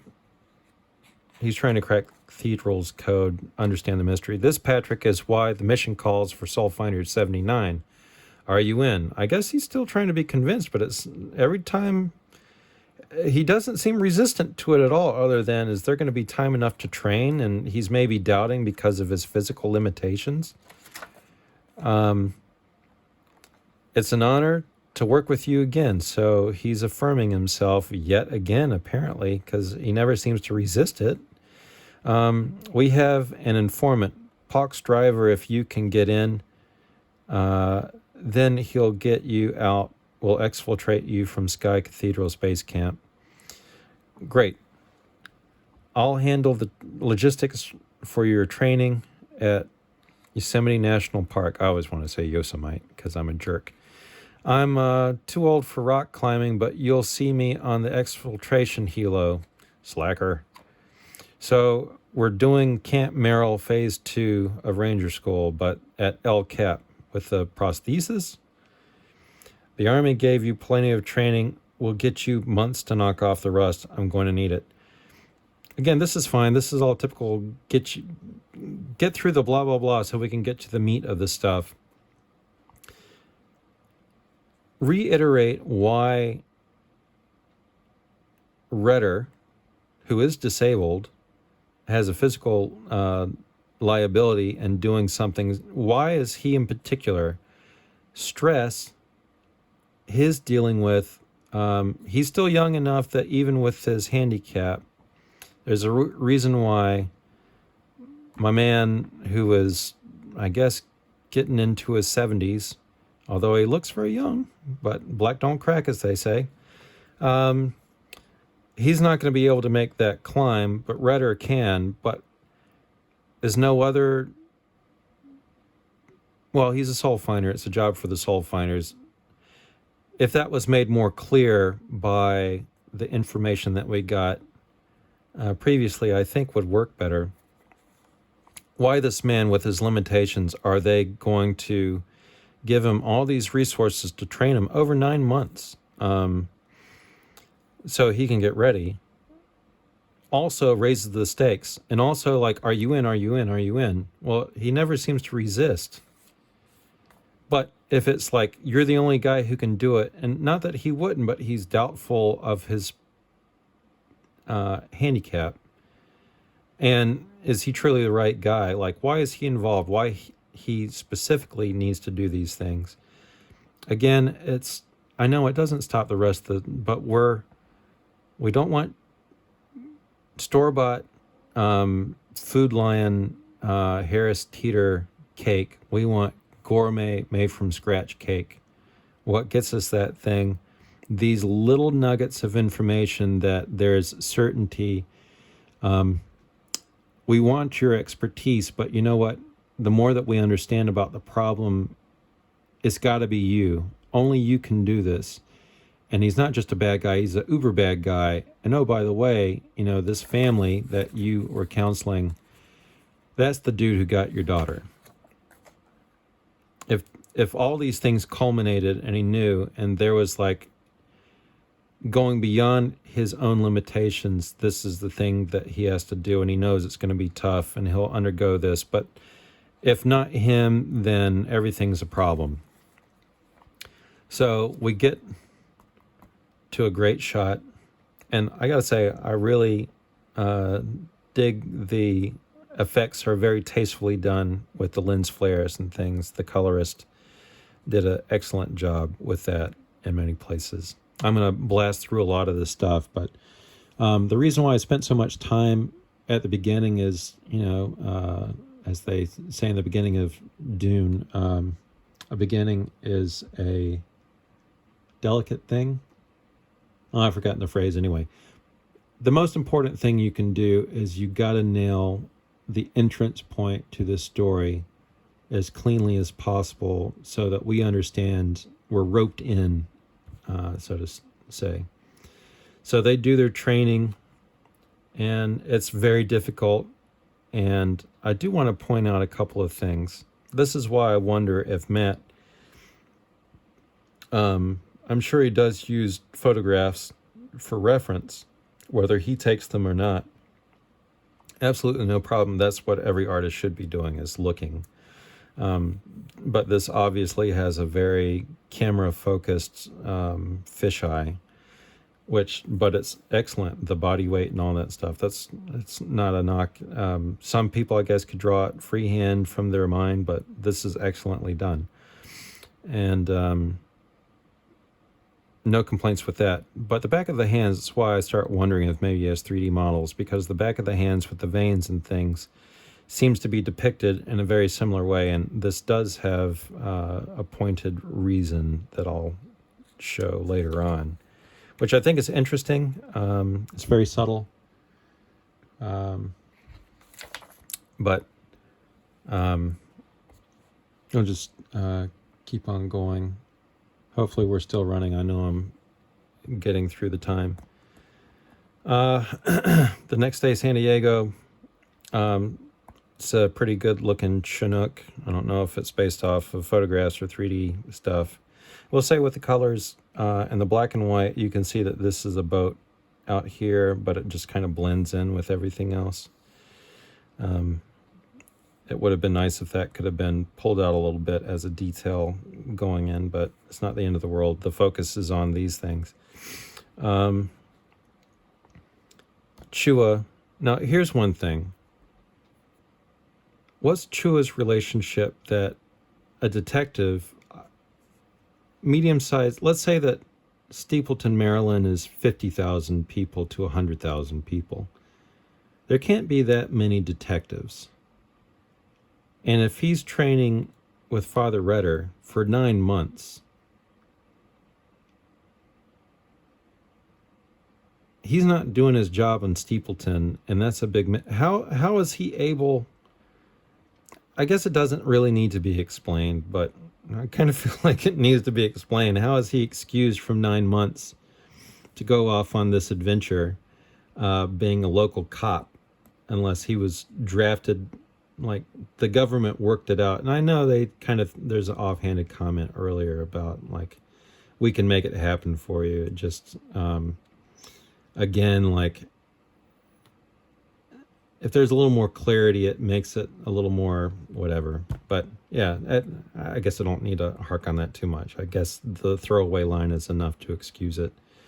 But we do learn about the 160th SOAR, which is the hottest, baddest dudes that fly all the special ops guys. These guys press it to the limit.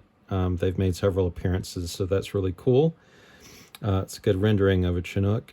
I will say that I liked in some of these effects where we're getting a halo effect, and hopefully that shows up with this camera. But it's weird that it seems to be, like, I guess there's a slight arc, but it's so close to the dividing line that if this was a little further out or bled over, it just feels like, well, this page got it and this page didn't. And like, if it was more of a... And it's kind of doing it a little bit on the outside, but it's not as obvious on the inside. But the curvature, if it was a little off the spine, it would be a little better. And the famous General Curtis Falco, we heard the name in the last book, but there was confusion in my mind about which people are which, and we're learning who they are. He has a beard, so we can tell him apart from the bald guy, since they're all wearing slacks. But he's a general, and not in his general attire. I mean, maybe that helps distinguish who's who in our canon of characters that are reoccurring. I'm just saying. He knows that him and Reggie go way back, so we're exploring a little bit more of Reginald Crane. We get some more yada, yada, yada. Now, here's a nitpick. So they're leaving from Coronado, west coast of America, as far as I understand. I'm guessing, yeah, San Diego. They're going to take a Chinook. What is it? 6,000, 7,000, 8,000 miles? They're going to fly that far in this helicopter? And there's no refueling buoy. I don't know if it's supposedly retractable or not. Maybe that's what's happening over here. But also, don't they have... I don't think I've ever heard of a helicopter being piloted that far. Normally, I thought that they were broken down and transported in an Antonov or something like that, set up more local, and then, I don't know, this is just kind of weird that they're doing a trip that far, and it just seems like a bad idea. Like, that would be very difficult. Anyway, far enough from Dragon's Tooth to avoid commotion. They're gonna get dropped off, away from where they're going, and they'll have to infiltrate, and they'll meet up with some guys. I've already been going for 2 hours. This is all pretty straightforward, but I will discuss this a little bit. We'll get you safely into Shingao, but far enough from Dragon's Tooth to avoid a commotion. Locals will take you to the base. I'm just glad there was a mole. I'm just glad there was a mole. Having the monastery's layout is huge. I'm not a fan of going in blind. Si Kikeos Kekal Decatum Praestet Ambo Infoveum Cadunt. If one blind person leads another, both fall into the pit. Cool move. I like it. It's Marvel Comics all the way. Security is practically non-existent. On the cliffside, it's a den of debauchery inside. Our man, Palk's driver, will probably be the only sober one besides his Palk. Besides Palk? I guess they're trying to make some, like, their best buddies. It could be a little bit more set up about the relationship and what it meant for him to be a mole. When you're dealing with the mole, why is he flipped? So maybe that there's some question, is this a double agent? Or can we trust this guy? Can we trust a mole? Has he been vetted 100%? I know for the story, maybe that's getting into a little bit, but there's a spy thriller element to it. It's a debauched place up top. Maybe this is where you reinforce that he's kidnapped people. I mean, it says at one point he's tied to human trafficking, but that seems like that should be more of the story and the silk and the occult happening. Anyway, if you apprehend Black Recluse, his driver should be able to slip you out undetected and into the exfiltration site. So they're going in this very small team. They're going to get in, snatch and grab, get this guy out, and then they'll beat it down the main road. They also, Doug, maybe it would be helpful to, when describing the situation, Dragon's Tooth is a 1,000-foot peak, and the monastery is at the top of it, or it's like somewhere along the lines of, I mean, is the Sky Cathedral on top of Dragon's Tooth? Is Dragon's Tooth the whole thing, and then like on a little nodule is the monastery 1,000 feet up?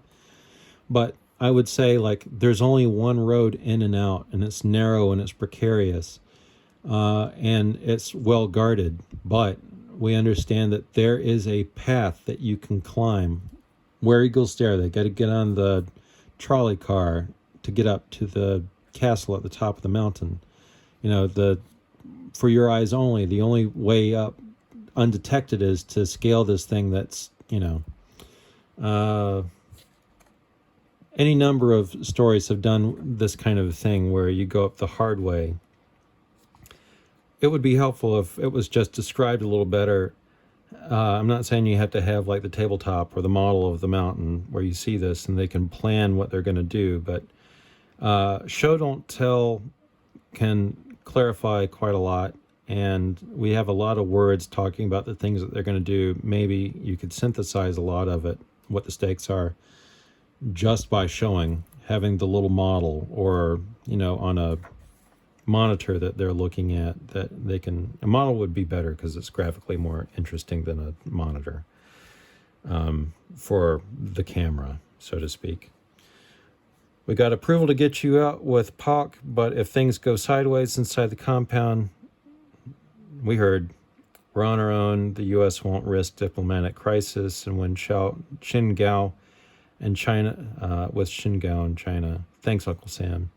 Headline: Crazy exorcist and cop friend go rogue and hunt for ex-CIA drug kingpin. Exactly. So they're making light of the situation.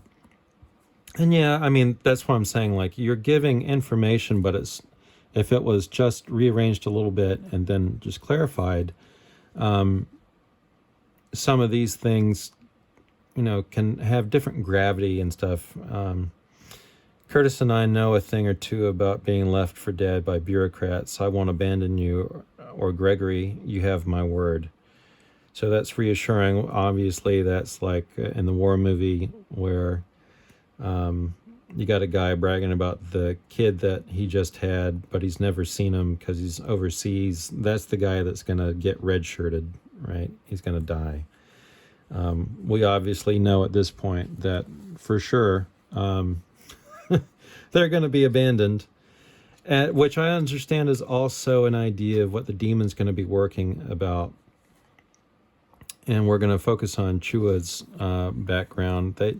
Later on, we'll get to it. So they meet up with the local, but there doesn't seem to be any particular. I mean, they get up to this vantage point, which harkens to like that same sort of area. We don't, from this vantage point, to my knowledge, well, maybe that's it here, but it's not. Maybe that's more trees or something like that. If they parked in a way that they could get a view of what their target is, that would be great, outside of just showing a beauty shot and that, it's precarious because, if he's a couple inches over, they're all dead. I think that would be helpful. And, we'll talk about this in a little bit too. Cartoonist Kayfabe always mentions that it's only ever a full moon in comic books, and this is the absolute worst time to go on a raid when it's full moonlight, unless you needed the light from the moon to not be like, why aren't they wearing night vision? Anyway, yeah, it's not the best planning for this mission to go at full moon when they're most observable. Whatever secrets were known disappeared with the monks centuries ago. No written. Paul thinks Sky Cathedral can be used as a portal for drug running. That's the question. Correct. Mystics believed it to be a portal for over 1,000 years. Unlocking its key, however, has been difficult. Whatever secrets were known disappeared with its monks centuries ago. No written record of their habits exist. I mean, these clearly are like Tibetan monks, or Shaolin, or an Eastern religion. So the monastery is not necessarily Christian, but Sky Cathedral seems to be cathedral means the seat of the bishop. And I don't know of too many Shaolin bishops. So maybe this was Xanadu kind of thing beforehand, as a highly guarded secret. One theory has been passed on for generations. It's theorized that monks use the portal to evangelize. Well, now we're getting into the Christian territory, and these seem to be Christian monks. These aren't Christian monks, we don't think, by their garb. But yeah, these appear to be maybe like Franciscans or something like that from many centuries ago. And then I guess they and the Tibetan monks are captured by the Black Recluse.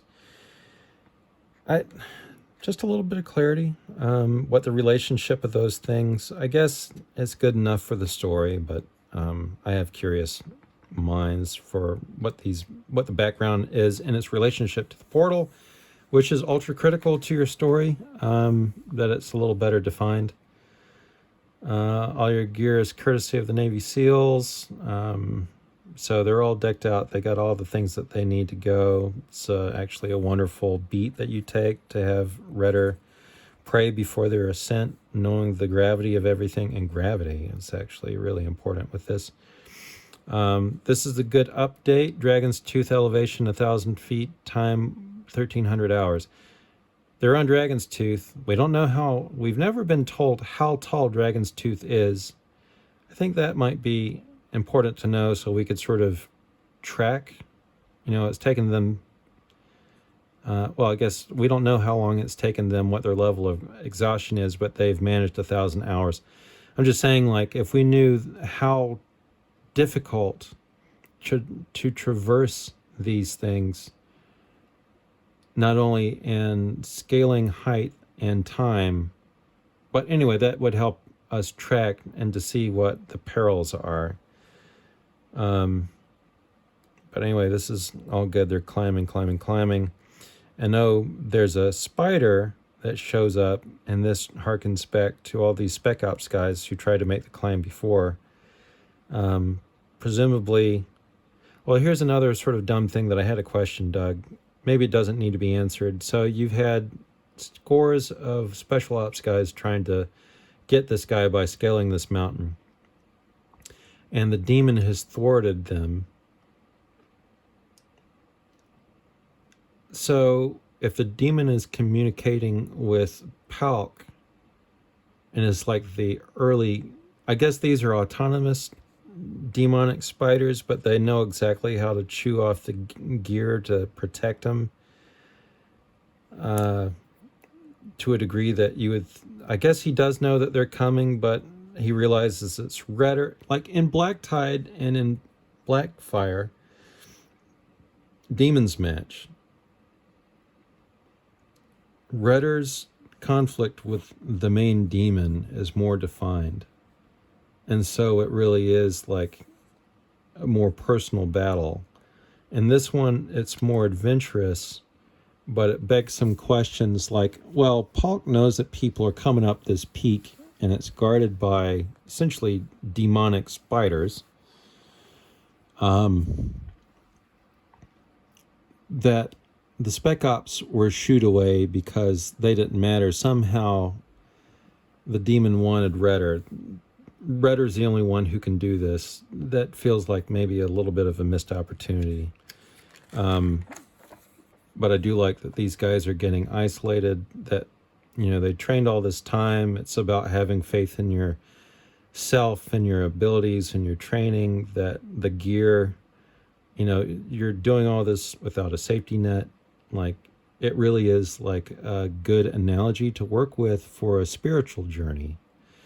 And if we had, going into this, because we are going to focus in on Chua, but if we had a little more inner conflict with Chua established earlier on, because even though Father Redder is our through point and our focal hero, this in a way is a lot to do with Chua's story. And I feel like if we're going to spend time doing that kind of a story, that we had a little more setup with him, because these two men are buddies and they're on the journey together in a sense, whereas Chua has more of a spiritual journey that Father Redder is helping him with. just think that, that just missed opportunity. Like, I think that you could set it up a little bit more so the impact is felt with his turnaround that's going to happen, has more impact.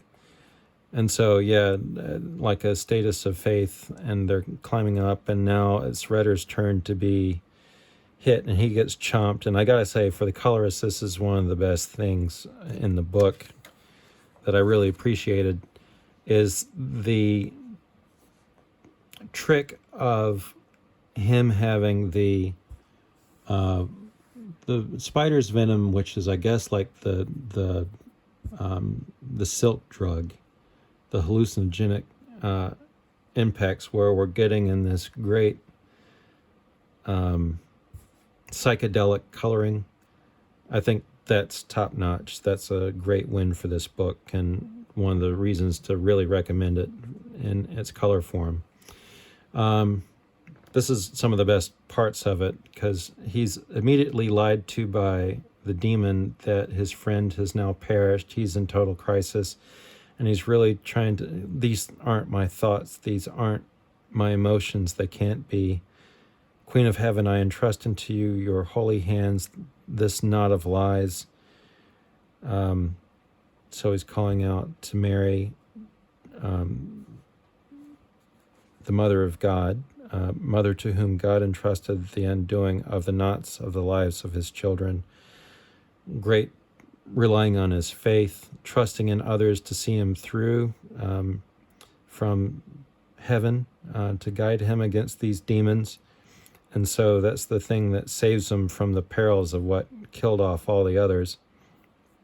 I entrust in your hands the ribbon of my life, in the name of the Father and of the Son and of the Holy Spirit. Amen. He's almost taken, but his reliance and faith. And not saying that everyone, when you're dealing in a spiritual adventure, has to have crisis of faith, but faith is a major component of the story. And Chua and his friendship, he's got him, he saves him, and he was just about to let him go. So now we pick it up, and he's telling you all these things. I'm so sorry, Rhett. I'm so sorry. I was going to drop you. I didn't want to do it. I'm so sorry. You get the setup where the harness is gone, so he has his brute strength.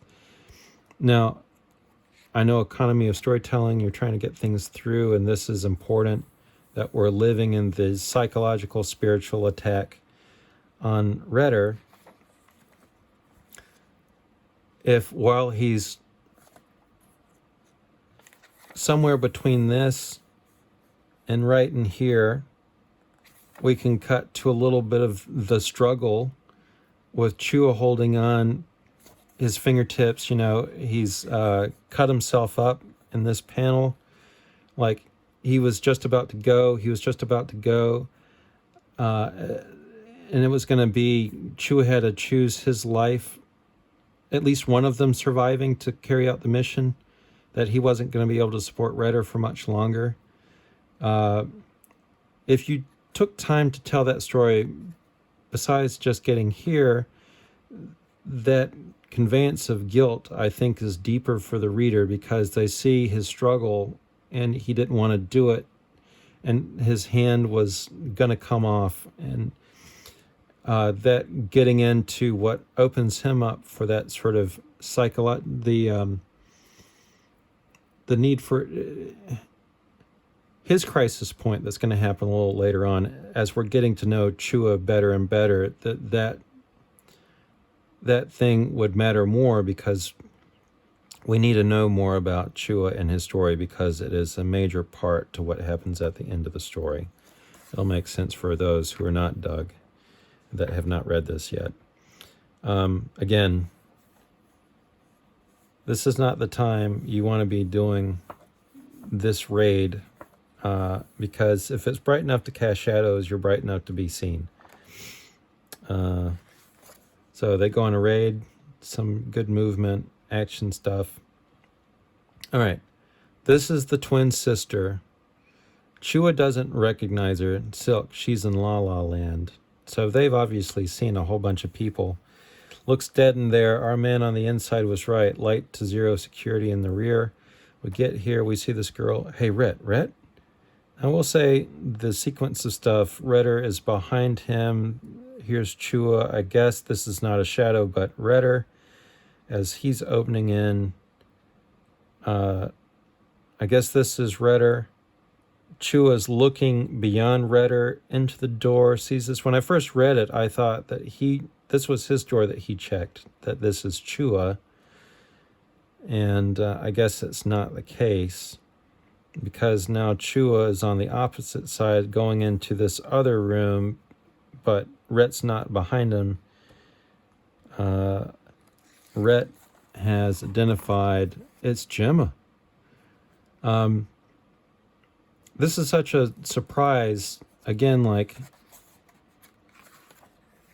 we see her face. We don't see her face, but these are identical twins. Feels like a missed opportunity. It's shocking to see her here, but Detective Chua was on the case, and he knows enough about Shin-Gao that he can say it's an autonomous zone, that he's working on this case of this missing person, and he doesn't recognize her. Why doesn't he recognize her? Is this a complete surprise? Not so surprising he didn't notice it? Or maybe he didn't catch her in the right light, which is the moon, I guess. But Redder somehow spiritually maybe called out to her, sees her. I don't know. Again, like, this is clunky in my mind. Not necessarily that their objective is to get the bad guy. The fact that they saw her here, is it truly her? It truly is her. But it's weird because she's here. Why is she here? We know that there's human trafficking going on, but again, it's a missed opportunity. Like, it's so out of the realm of understanding. Like, why is this the case? Was it a plot? Was this the cheese in the trap that maybe convinced Redder he was to go because the demon wanted him to go to this place of vulnerability on the cliffs, isolated? Like, that seems like a missed opportunity. My suggestion, and your way of thinking doesn't improve it, but for me, this is what, this is so, what's the word I'm looking for? Coincidence. I'm not a fan of coincidences in stories, even though they really do happen in real life. It feels contrived when it's in a fictional story because you as the author are setting these things up. So if there was something to tie it where it's not so like, why is this girl from Maryland in this monastery that's been taken over by a drug kingpin? I would like to know. Never explored. We'll need to double back for getting... So they're just raising the stakes that they found this person. No, they're not pulling out any of the other people. Just Gemma. I'm just saying special circumstances because of her. They're not finding all the other people involved in the debauchery that's happening up there. I know the mission is to... If you get Polk, everything else falls apart. Yada, yada, yada. I'm just saying it's weird. It's clunky. I like that they find her here. I'm not saying they had to absolutely know that she's there, but you can still have it unexpected. Get the things you want done that you want to do. Again, I'll point to this hand, and we'll come back to it because it has a point coming up. The next thing is revealing Polk, which this is a cool design. He's got the spider face. That's pretty interesting. Their informant has already been roped up, so yeah, he knows he's coming. Our source's bedroom is next to Polk's. He'll be waiting for us after we secure his boss. Into the gas 4321, they breach. Father Patrick Redder and Detective Gregory Chua, I've been watching you through the spiders, but the relationship between the demon and what the demon gives him as a source of power is just saying, like, in your older books, the spiritual fight was a little more evident. I know this is more of an adventure, and I'm not saying everything has to be the same, but if you didn't read the other books, I think you're being robbed of that, why an exorcist is needed to get this guy who we understand is possessed, but help put the threads together. That's all I'm getting at. Two stupid flies flew into our web. Virtuous men are so predictable. Yeah, I agree. This is great stuff for a bad guy to say. Just get us there together a little better. The driver is the guy up here. I assume that this is the mole who is a Christian, and that's why he wanted to help them. I'm just saying, like, some of the background, you want to get into the adventure, but some of the background, tying it always back to the spiritual thing, because that's what the Soulfinders do and are and about. Why Father Redder is the guy that needed to be there. Chua is along for the ride for a specific reason, because he was there when the information was given out. He knows about what it's doing to the locals, and he can be the muscle, the Watson to his Sherlock Holmes, if that relationship is a little more defined. There's some good action sequences with the fight, and it's going up against here. Bro is doing a hot mag, full auto. Okay, I get that. Maybe not the best, but burns through his ammo, does a pretty hot little mag change, and is back at it. Meanwhile, Redder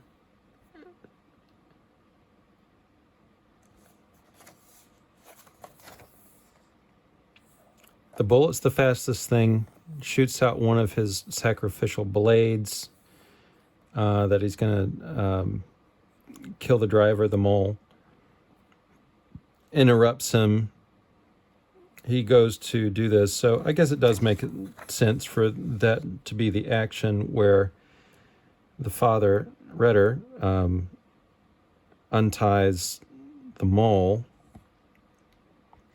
and then he goes to do the spiritual warfare of exorcising this demon, or at least knocking him back. He's not exorcised, as far as we know from the whole time, but he's combated, and he makes one last... maybe it makes more sense that this blade is thrown before he does the exorcising prayer. I don't know, it's fine like it is, I guess. Henchmen break in, and anyway, they're subdued. And this is Redder. I do have a little bit of a problem that in the sequence of action, the main bad guy who's doing all this, who's got a cool design, I mean, that's cool. Memorable, I will say.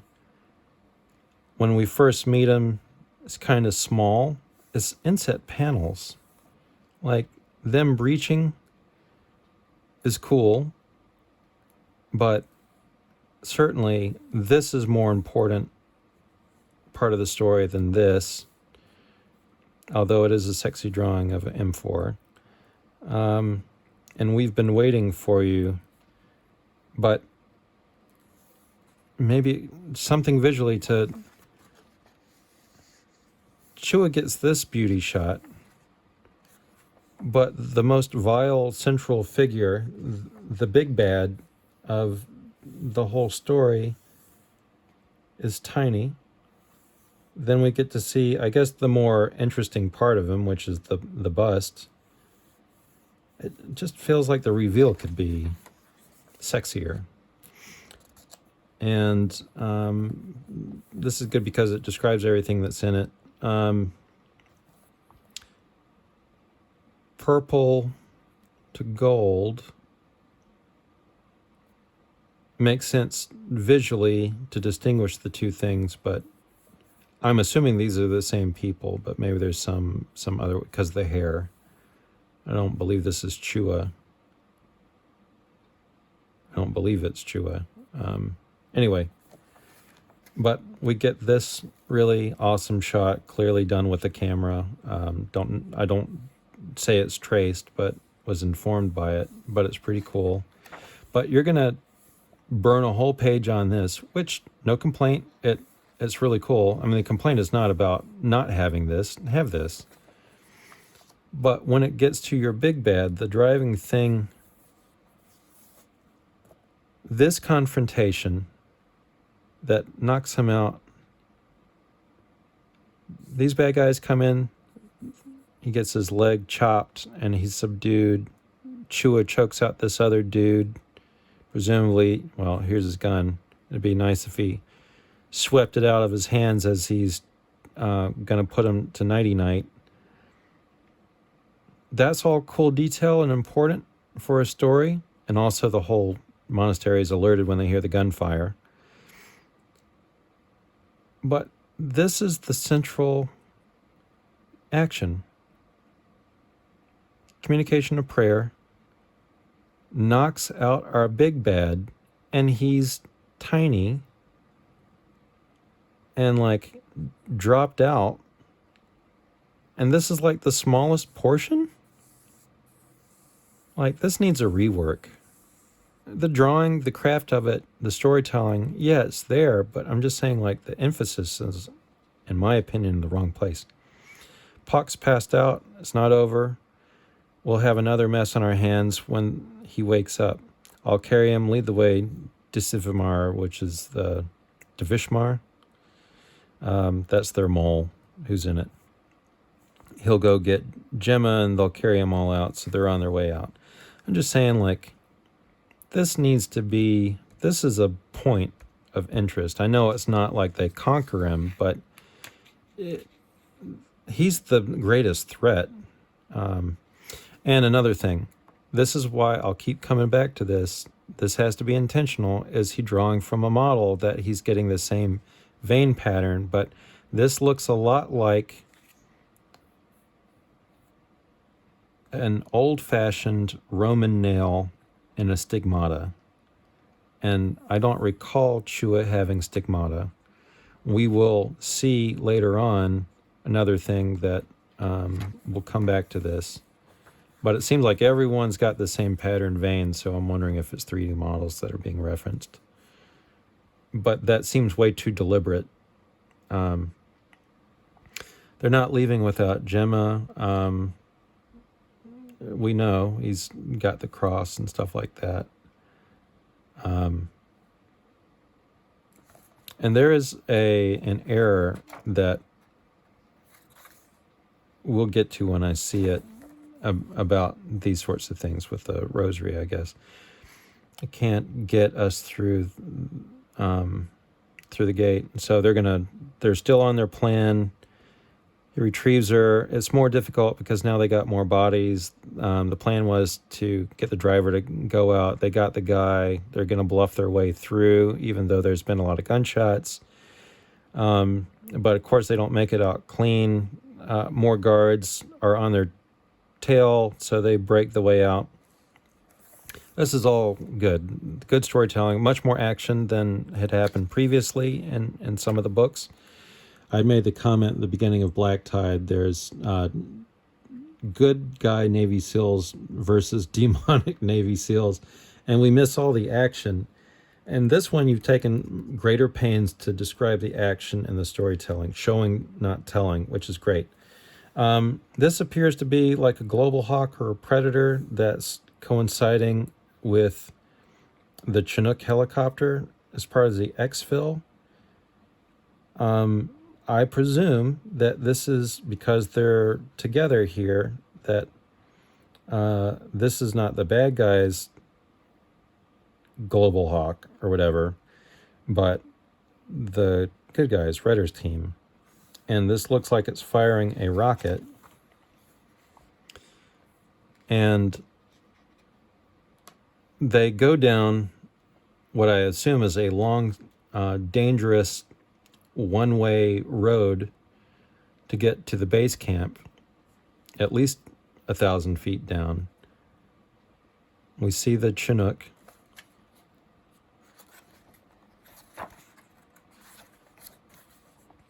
They're at the top of the mountain. Stop them, stop them. They break through. You guys better be at the exfiltration point or we're dead men. They'll be there. How do you know? I guarantee you Reggie and some friends have eyes on this compound the whole time. Whoosh, that looks like a rocket coming off of that Predator. I assume that's what this is supposed to be. I might be... but we got...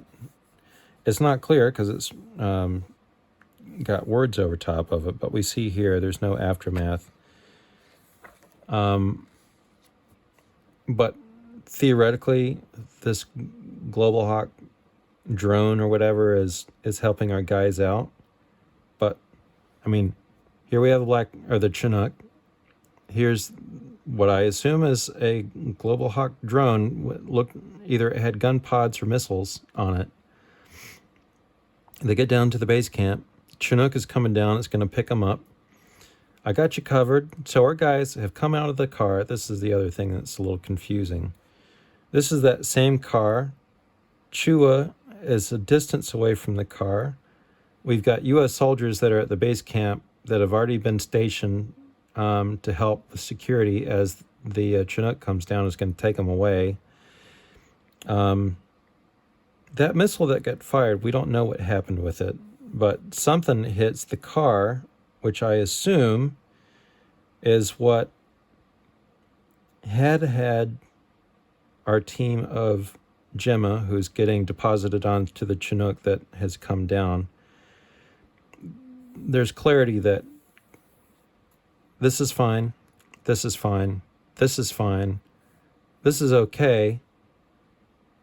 Let's know that, we know that Father Reginald is on it, so we can extrapolate that the Chinook is here, but maybe there's a good medium shot or whatever. It took me a while to figure out that this was not the Chinook that just got blasted on the ground and knocked the inhabitants out. This is that car. So, Father Rudder, Gemma. Bad guy, Chua. Is this Chua? Because he's at a pretty long distance away from the thing. Is this the informant, the mole? I'm not 100% sure. Or is this just one of these soldiers that was rushing up? Now, presumably, this is not this car. I don't know where this car is in relationship to this. I know that if this is their car, this is the getaway, they're being pursued, hot pursuit. They're blasting it out. So this is the pursuit car. I don't know what this car's relationship to the Chinook is. And that, I think, is a bit of confusion. Because this looks to be this car, is my guess, and that these are good guys who got blasted. Or is this the pursuit vehicle? This one, that the Global Hawk, that missile that was fired, finally blows it up, which seems like a long time because it was fired before the Chinook ever came here, and, it's only a couple seconds for that thing to hit its target.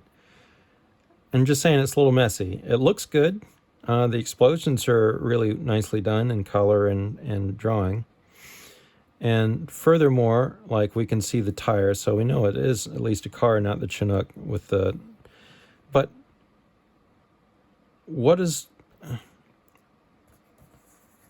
How are these two guys?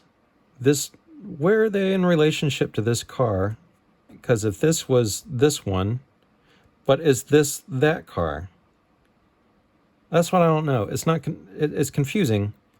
It doesn't make sense. Okay, bad guys, they got RPGs and they've blown up this car again? This needs clarity. And I need to know how far this is to this Chinook. Because if this is their car, the good guy's car, and this is Chua, and I'm not 100%, I think that's Redder, and this is the bad guy. They're getting blasted pretty heavy. We gotta go now. At first, all right, so this is the mole. I guess he's dead. I guess this is one of the ground soldiers, but they're in the same position, and part of me was thinking that this was a callback to the opening page from the first book, which is when Father Redder was in war and lost his lower leg. He was in an IED explosion, and that maybe this is his way of going back to that moment, like a little PSD or post-traumatic syndrome, PTS. That's what I thought maybe the intent was, because they're seemingly like exact parallels, and that would be a moment of crisis, but that doesn't, I don't know, this is weird. And these guys blew up, and it was close enough to the chopper. We hear that the chopper was damaged, or that the zone was way too hot, that they climb up, they blast all this sort of stuff. This feels way too contrived to explain these things. Like, if the chopper is damaged in that explosion, I need to know how close it was. Maybe an interior cut. I know we're trying to be fast-paced. A cut to the interior of the, have the pilots of the Chinook or whatever, like from the interior scene, they're looking back. All the alarm bells are going off. We're in trouble. You got to bail. We got to move out of here. They do get to a vantage point where they're at least keeping these back. But if it's good enough to get air, to fire off, and then take off, why isn't this vehicle good enough to pick them up to get to the same place? At least have smoke coming off of it if there's like ultra dangerous and 160th SOAR, who would be the crew on this. Those guys are danger seekers, and they push everything to the limit, of course. But this is a plot contrivance. I need a little more justification, and the way it was depicted, one, this feels like a beat that needs to be gotten back to by the demon, that he's remembering his past traumas, that this guy who trusted him has died. That's one of those things. I mean, yeah, you don't have to spoon feed it. Maybe the image is enough, but at the same time, for Reginald to jump out, I can't leave him. I can't leave my men. Do what you got to do. We'll try and buy you some time, but this thing, there's no way we can safely get these guys out. We gotta go. Have this thing sputtering and maybe starting to like have some instability in the air, and that, they are miraculously enough able to use the minigun to disable stuff. That Global Hawk looked like it had at least one more missile on it. Have that thing expend everything that it can, and maybe it can loiter for a little bit just to make sure that they're okay. But this thing has to limp off convincingly that why it was necessary to abandon them. Your government abandoned you. The helo was damaged. Falco had no choice. I mean, is Falco on the thing? I assume that he's at some other command point. Falco had no choice. Taking out the caravan bought us some critical time. That's all good, but this thing needs to be smoking something bad. And if it was a movie, that thing is shuddering terribly. And they're basically trying whatever they can to get this to a point where it can be mechanically restored to then go back and fix. And that's got to be the excuse. It's got to be a split second. Obviously, they would have planned for any sort of thing to happen like that, but they've got a base that's secured, not where they are down here. So that's gotta have more to do with this. It feels really contrived. Is all I'm saying.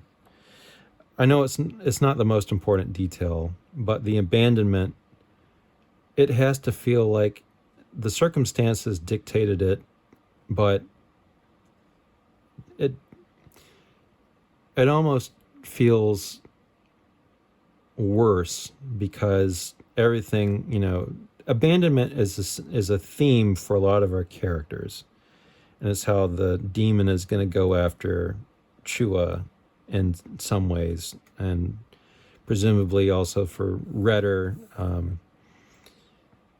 This, unless this is really supposed to be like they got backstabbed, and I just don't think that these guys are in the backstabbing business. There has to be an excuse that they can't stick around because this as an asset, if they have any chance of getting out of the country, they got to get this thing repaired, and it's just too dangerous to risk a hostage and their main target. They want this guy alive because he's more valuable alive than dead. Otherwise, why didn't they just nuke the monastery? That's not really discussed, but that has to be the thing, like critical information with him. Or maybe they even tried to do it and he's supernaturally protected. That might have been an interesting detail. But also because Xinjiao, I mean, they couldn't do anything so overt to because of China and Xinjiao. That would have been a nice thing to just discuss in a paragraph balloon to show the stakes and why. Clearly, they've already made some noise, but they're trying still to be ultra low profile. I'm sure they didn't get any okays by the local government to be doing this. So that's another reason. Set that up at the beginning a little more clear to understand why the abandonment happened. It doesn't matter to these guys. They're still abandoned, and they could be feeling it just as raw as anything. But it makes this look more like a heroic, not heroic, but you understand why it happened the way it did. And so they bought them some time, but they know that this vast network of drug dealers, henchmen, are going to try and go get their guy because he's established some sort of a cult, that they have true fealty and loyalty to him. They're also maybe drugged out. That relationship doesn't get explained, why his crew would be so dogged to recover him. Maybe this is the influence of the demon, which would also be interesting in a spiritual book to sort of play off of. So again, we get raising of stakes. But anyway, they're isolated. Why they're isolated, that they couldn't go out some more direct route that the locals know. I guess, everything is covered by the guys. So they determined that the only safe passage out is the most demanding, to try and get up to this place where 1,000 people have gone and 500 have died. Do they have enough stuff? Because they're with their local climbers, they're going to go up to this thing, and they go through a lot more adventure. They have confrontations with the demon. In this case, Reginald is taking the fore and dealing with it. Hello, Stephen. I'm glad you're willing to talk. He's talking to this guy who doesn't seem to be enthralled at the moment. How is it possible to be a puppet of the CIA and the Vatican at the same time? I thought a man couldn't serve two masters. So he isn't dealing with the demon. We can have a proactive conversation, or we can sit in silence. It's your choice. A productive conversation. You're going to talk to me regardlessly. You're going to talk to me regardless, because you can barely stay awake, Reginald. Priests aren't supposed to lie, but you've been lying to yourself. You should have stayed on the helo. Are you hungry? I'm happy to feed you. You haven't been eating. You need something in your stomach. So the priest is trying to get to the man, but he's having to deal with the demon that's possessing him. I'm full, too full, and he works up spit. So maybe this whole source of this silk drug is coming from the inner bowels of this man. Quick hand, Soulfinder 77, because he blocked the spit. This isn't my first mission, de arena satanas. So he's dealing with that spider is the demon that's taken him over. Your protege struck black fires matches to see his father. He's talking about Father Redder. Here. No, okay, no, I was wrong. That is Soulfinder Demon's match. Your protege struck black fires matches to see his father. Do you think he won't do it again when you're gone? So he's really trying to attack him and the friendship between the Soulfinders. This is correct, but there is Doug. There is one of these. I'll find it at some point. That you attributed it to the wrong book. So there's some good back and forth. You're running out of time. Do you really want to go before your master's throne at 0 to 2? Where's Soulfinder 78, Reginald? Don't be a victim of your own self-deception. So they're setting up some good things. Obviously, the stakes, it would be good if you were feeling the noose tighten around the neck as far as like his minions coming to get him, closing down. And you do get that chase against time. And then he sort of passes out. And obviously we're setting something up for what happened to 78, who is, we don't know about him. And, that was a blow that hit him hard. Past wounds. Yeah, here it is. This is the problem. That scar from the abyss still hasn't gone away. These suckers hurt, Reggie. Said they might never go away. They feel like thorns in my side. It's off and on. You might not have to deal with it much longer. I feel like even if we figure out Sky Cathedral's secret, we'll probably end up in the Bermuda Triangle. How optimistic of you. Teleportation? Bilocation? It's crazy that so few people have even made it to the summit to examine the site. If I die, tell my parents, my real parents, I love them. I preemptively apologize for coming up short. What? Why would you say that? Why would you say that? We're a team, man. God willing, we'll have missions together for years. Regarding your biological parents, I'm here if you want to forget about it. Abyss leaked it on the USS Sea Viper. Father Crane knows. Father Crane knows. It's out there. It's doubly awkward that I can't do squat against immortal beings.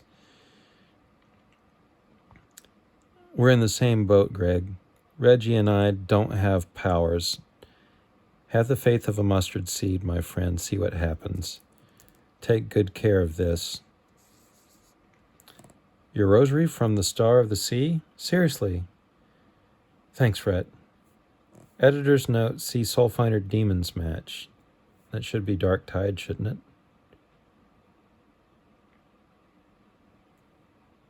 I'm pretty sure that is an error, so it happens. It happens. I'm just saying if there's ever reprinting, you may want to catch that one. This is actually a good moment that sets up some character stuff, but the snappiness about his parents, his real parents, I don't recall that was really discussed in any length in the earlier books. If abandonment is the theme, and he does get spiritually, there's an issue with it. I know we come back to it, but I wish there was a little bit more of a setup that there's something there that's gnawing at him that's been a long reoccurring thing that could have been set up a little earlier so that we see the little spiritual crack in the dike, so to speak, that's going to become a fissure and has every chance of exploding out. So the bad guys are after them, and they attempt to blow up, and they cause an avalanche, and it basically gets these guys caught up. This is a cool moment with the eyes, good design on all that.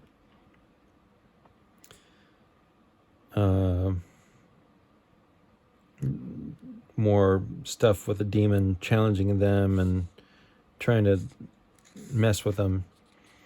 You're all self-deceivers. You won't reconcile with your sister, Pat. You can't reconcile with your parents, Cop. You haven't reconciled with your past, Crane. If my master is the father of lies, then he's your father too. Then, and I, a sinner and a priest or minister of Christ, although unworthy by the authority and power of our same God and Lord Jesus Christ, the supreme emperor, not depending or trusting in my power, command you, most unclean spirits. Behold the wood of the most holy cross. Flee all enemies for our Lord Jesus Christ, the Son of God, the supreme emperor, the Lion of the tribe of Judah, the root of David, has conquered you and the world. It's a neat little part where his head's kind of blown up. But then he gets patchouli chomped. This is Chua gets the chomp, although I don't think he's the one. Yeah, Father Reginald Crane is the one who's ministering to him. So, again, that's a weird vein pattern. CIA spook freak. So Chua is about to have a hard time, but he doesn't. That cool treatment that happened to Redder when he's bitten and goes all psychedelic, I kind of wish that we got that here. It kind of feels like things are broken. Guys, I don't feel so hot. Now, granted, maybe it's delivered in a different way, the dosage, maybe that's what it is. I got him. But yeah, I guess this is a milder dream that Chua was abandoned by his parents. That's clearly the case. The good sisters brought him to the orphanage. The father taught him. They raised him. But he said, because he was abandoned, welcome back, detective. I'm still alive. How long have I been? Just over 24 hours. We got to get, my arm, it's burning like crazy. You've been out with a fever, but there's no necrosis, no swelling. Did you enter Blackfire's realm? I had dreams, fragments of dreams. Nothing crazy. I was back in the Philippines, stuff from childhood before my parents adopted me. The detective is up. Good. Can he climb? So they're touching on a little bit, or Doug or whomever's watching this. We're getting the setup, but they're trying to condense like a pretty big thing in a small amount of space. I just wish maybe there's a little more of that pathos, a little more suffering internally to Chua. I know he's a tough dude and he's not going to let a lot of stuff slip. But, maybe like the beginning of Up with that sort of silent 10-minute segment that you see a whole life. Maybe there's more. Maybe he sees other kids with their parents and that's what makes him weep bitterly, when it gets to it. Something like that. I just wish there was a little bit more of that. I just wish there was more. That's all I'm getting at. They're going to proceed on. Now we get really high up. They're getting towards the top of the peak. How's the arm, detective? What if the last thing you feel before you die is that nagging pain? If you live, you'll be me in 10 years. I was idealistic too when I was your age. It's just jabbing at him, but I guess he sees weakness in him. And the guides are going to make their way away. So now we're down to our main four characters. And we have some more Camp 4 Midnight. Look at you praying that this cup should pass from your lips. So the demon is, again, like trying to dig at Father Crane. The government abandoned you in war. It abandoned me as well. Your men died, so did mine. Desk jockeys blamed us both for their failures. Opt out of the pointless battle of wills. Stop denying yourself the pleasures of life for institutions that only exist to chew you up and spit you out. Now, this is a good commentary about like modern life that anyone can really look towards. Of course, he's strong in his faith, and he comes back to it. That girl you disabled, That girl your disabled friend snatched, my drugs gave her an escape from the cultural husk that is Western civilization and her dead sister. Leave the kids out of this fog. That's from Rudder. But he's trying to needle all of them and reestablish that abandonment, fall into it, because these are presumably the same things that happened to him. So this is the temptation to fall into the same abyss. The bad guys are showing up. They're right on their heels. I guess it's enough that they can hear them and blam blam. They're shooting at them and stuff like that. We don't have to see them, so no real problem with that. Listen, my children, you shall hear of the midnight ride of Paul Revere. Ready, men? The summit push begins now. So they know they got to go, and he's keeping it light. In the name of the Father, and the Son, and the Holy Spirit. It's good that second time when they're about to embark on something very hazardous that they pray. That's awesome, good detail. And they're sledding this guy up and down. I will say it would be nice if they made more of a point about why they needed Pauk alive. Not just that, I mean, obviously they're not assassins. They're trying to save souls and save the men that have been corrupted. That's what the Soulfinders are doing. But just as far as like a military mission kind of thing, again, like maybe that's something that's worked out a little bit more. Now, this is also a neat little trick, and I guess it's enough as the way it's done, is that the weak link in the three guys is Greg, and it's because of his interior self, not physically, and as it was said previously before, he thinks like the other guys are superpowered just because they're exorcists, and they have a means to command spirits that, he's making the mistake of thinking that it's something innate to them, but it really is more about the faith and understanding the relationship between God and man, and God is the helping hand. It's not the person, it's not the priest that has these powers, it's Christ. It's just that Christ uses us as imperfect instruments, but they understand this relationship, and Chua perhaps doesn't get it. Like so many of us in our lives, we don't understand our proper relationship, and we're human, that's the thing. And so how's your arm, bud? It's killing me, but I'll deal with it. This wind is insane. And also I will say that this is a tough one to keep characters straight, but they did a good job of matching colors, so you know who's who in a blizzard. Reggie, stay close, man. Reggie goes off. Rhett, Patrick? Where are you? Father Redder, Father Crane. It's just you and me, detective. So, was this the demon manipulating stuff to get isolated with the weakest link? It's just you and me, detective, and my friends. And he loses it. He loses his cool. Why, God, answer me. He's feeling abandoned again. This might have been a place to it's a stylistic. It's fine like it is. I was just saying, maybe this is a place in this moment of isolation and the wound that the demon attacks him a little bit more. And I guess this is kind of carried. You don't have to see more of his life or even a thought balloon about it. This is good. He just trudges on. You can see his determination within him. He's learning that faith of a mustard seed kind of thing. So they finally, 26,000 feet at the summit, Sky Cathedral. And this is clearly a Christian church.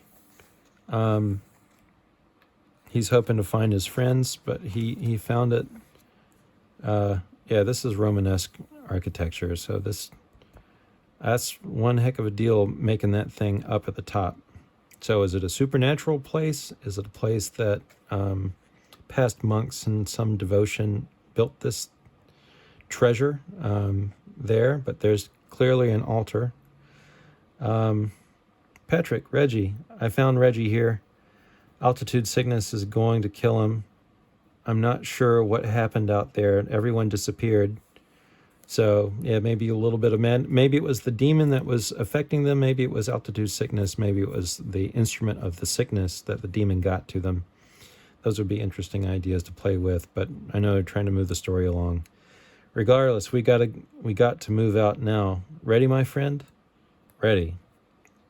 So they're going through the Siege Perilous, the portal that's looks to be right by the altar, and then as at least Chua, since we're focusing on him, and this is a detail that was not, I think, made as clear here. They said there was no necrosis, but this clearly is like some sort of poison that has wormed its way into his bitten hand. I wish that this was played up more, dealt with, to understand some of the things that had to be dealt with. What's going on around here? Where are my friends? The priest? Who are you? How did I get out of here? Or how do I get out of here? My name is Christopher. It's nice to finally speak with you, Gregory. Throw Stephen across my companion's back and rest. Where are my friends? How do you know my name? How high is this mountain? It's enormous. Time and space work differently here. So they're in this kind of like Xanadu place, this in-between zone. Your friends already made their way up the mountain. Would you be so kind as to join me? I'm going up this path ahead. The ascent, however, is infinite. You can exist at a plateau a few hundred meters above us, or you can exit at a plateau a few hundred meters above us. Take whatever path you want, although I'd love to have your company. I guess so. Sure, I'll go your way. I rarely see two men enter together, Gregory. The master must have made an exception for you. Stephen Pock is a wanted man. Our goal, is to bring him to justice. I know, I hope that happens. This is insane. If you think this is insane, wait until I tell you to move it. What? Move it. I wish that... I get it. This is a gigantic rock blocking their path. I wish we had a sense of when they come up to it. I know it's kind of like a dreamlike scenario where he's sort of enraptured with this odd circumstance, and then all of a sudden there's this big rock.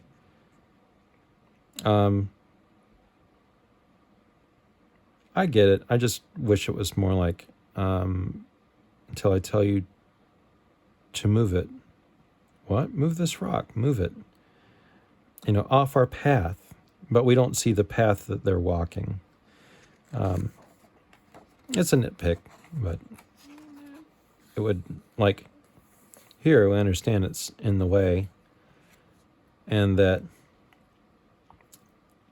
no, I'm not saying everything has to be explained. I think this is well done, and he's demonstrating that faith of a mustard seed, but it might not be a bad thing if along the way that little phrase that Redder leaves him with,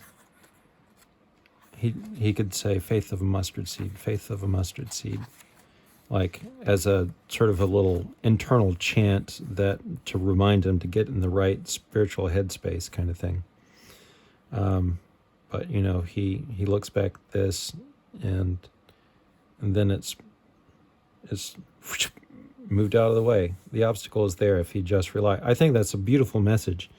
I just wish it had a little hand-holding, especially considering that not everyone who's going to read the books are Catholic or know a lot about Catholic dogma or belief, or even Christian dogma or belief. A little hand-holding, little beats or something like that. Artistic decision.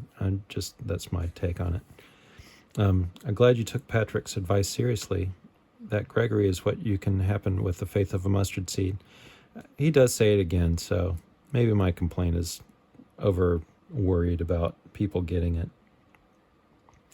Then they come up to the portal on this plateau that they've reached. You can walk through, you can't walk through just yet. Why? Why not? Where does it go?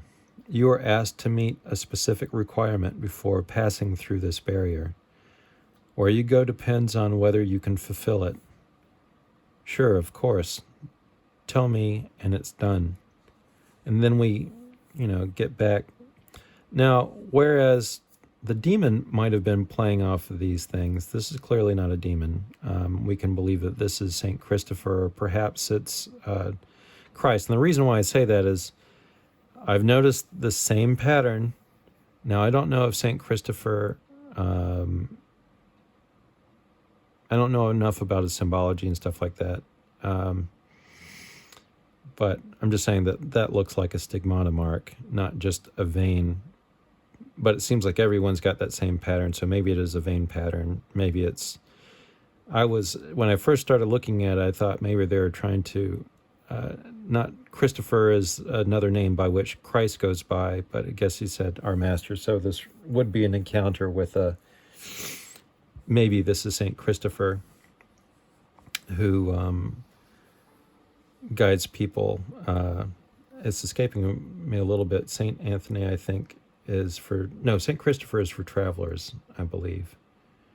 And since he's on a journey, this would be sort of like a physical manifestation of the spiritual prayer relationship between begging for the prayers of St. Christopher to aid us in our travels. I think that's what it's going at. It's late at night, so I should be better schooled on this sort of stuff. But he's remembering, I guess, this thing that's been weighing on his soul for all of his life, and we're really just getting it in a couple of pages. And that's why I'm saying, for this to be the monumental thing that is going to be whether he can continue on, like this is almost like a form of purgatory, like you can't enter into heaven holding on to your past griefs and sins. If you're forgiven your sins, you still got to be purified. That's the purpose of a purgatory. You got to let these things go. And it really is more on your spirit holding on to these negative things than necessarily the requirement of forgiveness. Theoretically, the forgiveness was already gone, but you still have to be purified, and you got to let these things exit and come to an understanding. It's also a means of spiritual growth that you really can get past these things. You must forgive your biological parents. They abandoned me. If it wasn't for the Don Bosco School or my adoptive parents, my real parents, do not play semantics, Gregory. This is not a place where you can obfuscate the real issues. Truth cannot be denied here. I don't have the time for this. I need to get back to him. I need to get him back. I won't argue with you focusing on the fate of Stephen Pauck. I won't argue with you. Focusing on the fate of Stephen Pauck will not change the fact that before you pass through that door, you must make a decision of eternal importance. Keep the mule. It may come in handy. I hope we meet again, Gregory. It was a pleasure to speak with you face to face. So if this is St. Christopher, maybe if we had a moment that maybe Chua had a devotional practice, that he had a prayer life that was seeking help, the help of the saints to pray for him. And that this is the culmination of that moment. Man meets the moment, and he's got a stumbling block. And I just wish that, some of these internal problems had little breadcrumbs along the way, so that this is we're dedicating pages to it. This is ultra important, and really is kind of like the biggest takeaway from the story is Gregory Chua's. And of course, he finally he sees himself, He sees what's going on and the effect of the demon and what was lost to him. Again, I would say that not everything needs words and descriptions and things like this, and he makes his thing and he's able to pass through. This is handled, I think, pretty well. His coming back to this, and that's why I'm saying that same vein pattern. I thought that maybe they're trying to make a kind of a parallel, but also it just may be a 3D model that's getting Christopher, Chua, a whole bunch of other times the same pattern emerges. I'm just saying it seemed like there was something there and it never gets talked about. So it seems way too deliberate that we're seeing the same mark. And that's a connection point between everything. So he passes through. Thank you so much. What do you mean? You made it, man. I'd be dead right now if I hadn't met you. I wouldn't have forgiven them. I know I wouldn't have forgiven them. This is a great way to deal with that story, but I don't recall in the first 2 books that this was a problem. So if it's really happening here in this book, I wish that struggle had happened. I know there's not a lot of time for it, but maybe when they're training, like if the montage goes a little bit further, because this really is kind of Chua's story in this one, more so than anyone else. It was never us, Greg. Perhaps we allowed God to act through us, but when it came down to it, you were the one who listened. I'm so thankful to be alive, but one question, where are we? It appears as if we're on Mount Carmel. Israel? The American Embassy is going to have a long night when we show up. We got one of America's most wanted men and a mule. Can you check mules in an embassy? Huh. Whatever the case, it's been an honor to once again serve beside you both. Tomorrow is never promised, so thank you for today. So we're going to get into the epilogue. We're right at the end. 2 weeks later, after many government debriefings and a lot of rest, no Gregs allowed, not for another month. Haha. I'm sorry, John. I thought you were my buddy.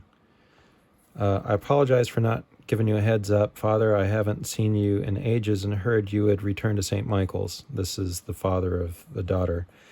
I'm glad you stopped in. How is Gemma? How is your wife? Sound like I'm saying Jim Makata. I think Lucy would have come today, but she feels a bit awkward about her behavior during your visit. Your family has been through a lot. I'd love to speak with her, John. I gave you my word that I'd try and fix St. Anthony here. I had to come back. Thank you so much, Father. This will mean a lot to Lucy. My pleasure. I tried to cover up those cracks the best I can, but I'm not the best painter. This may sound odd, but I was hoping you might be able to access details about Gemma's rescue. We haven't been able to get much out of Congress or the military. I know you have connections. Out of Congress? When did Congress get involved in this story? Well, I guess that's how we find out. Your experience mirrors many of my own. What has Gemma said? She's still silk detoxing. She doesn't remember much. There was a military operation. She speaks as if a guardian angel carried her to safety. A team of men were certainly aided by guardian angels in their attempt to bring the man behind Silk to justice. Were they successful? On many levels, yes. He is in custody. Thank you, Father. I'll let you go for now. I just wanted to welcome you back and thank you for the patience you showed after Violet's death. No problem, John. We'll set up a time to talk more in depth soon. See, I like this very much. You always come back to who's really important. It's the sheep. It's the flock. And he, being a priest, is being a good priest. I'm glad that that's how this ends, that he hasn't abandoned anyone. I'll see you on Sunday. God bless. This is my commandment: love one another as I love you. No one has greater love than this, to lay down one's life for one's friends, John 15:12 through 13. And then we're getting, I guess, the photo when they showed up at the embassy. So it's a nice little wrapper on this. I wish Chua had a little bit more. I think the thing with the silk, I mean, I know this is a wrap up and you're getting the more important things, that there's caring for the family and that the aftermath is actually talked about with this stuff. Silk detoxing seems like, because it has a supernatural origin, perhaps there's Father Redder and the in-between books could be helping in that regard, that, you know, there's a spiritual component to the distress that's caused by the silk. Just an idea. Anyway, so to wrap it up, it's a much more of an adventure story than in the other books, because it's more action oriented, which I think is good. But I would say that I think it did miss out a little bit. There's dealing with the devil, not the devil, some of his demons.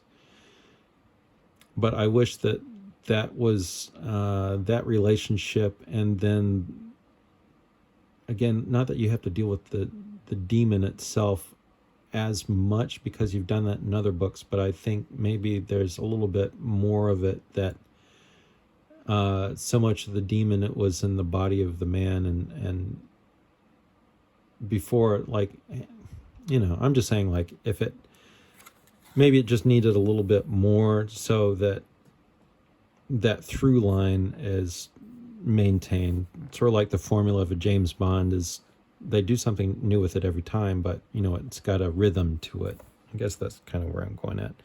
And of course, this is a great time to sort of look at all the art without the color. So it gives you a whole different appreciation and experience. It's a great addition to the book. Actually, I'm kind of curious now, that Chinook. Yeah, I'm not sure if this is the refueling buoy is retractable on these. I always thought that they were static, and that was just it. Anyway, good stuff. I've gotten a lot of enjoyment out of it.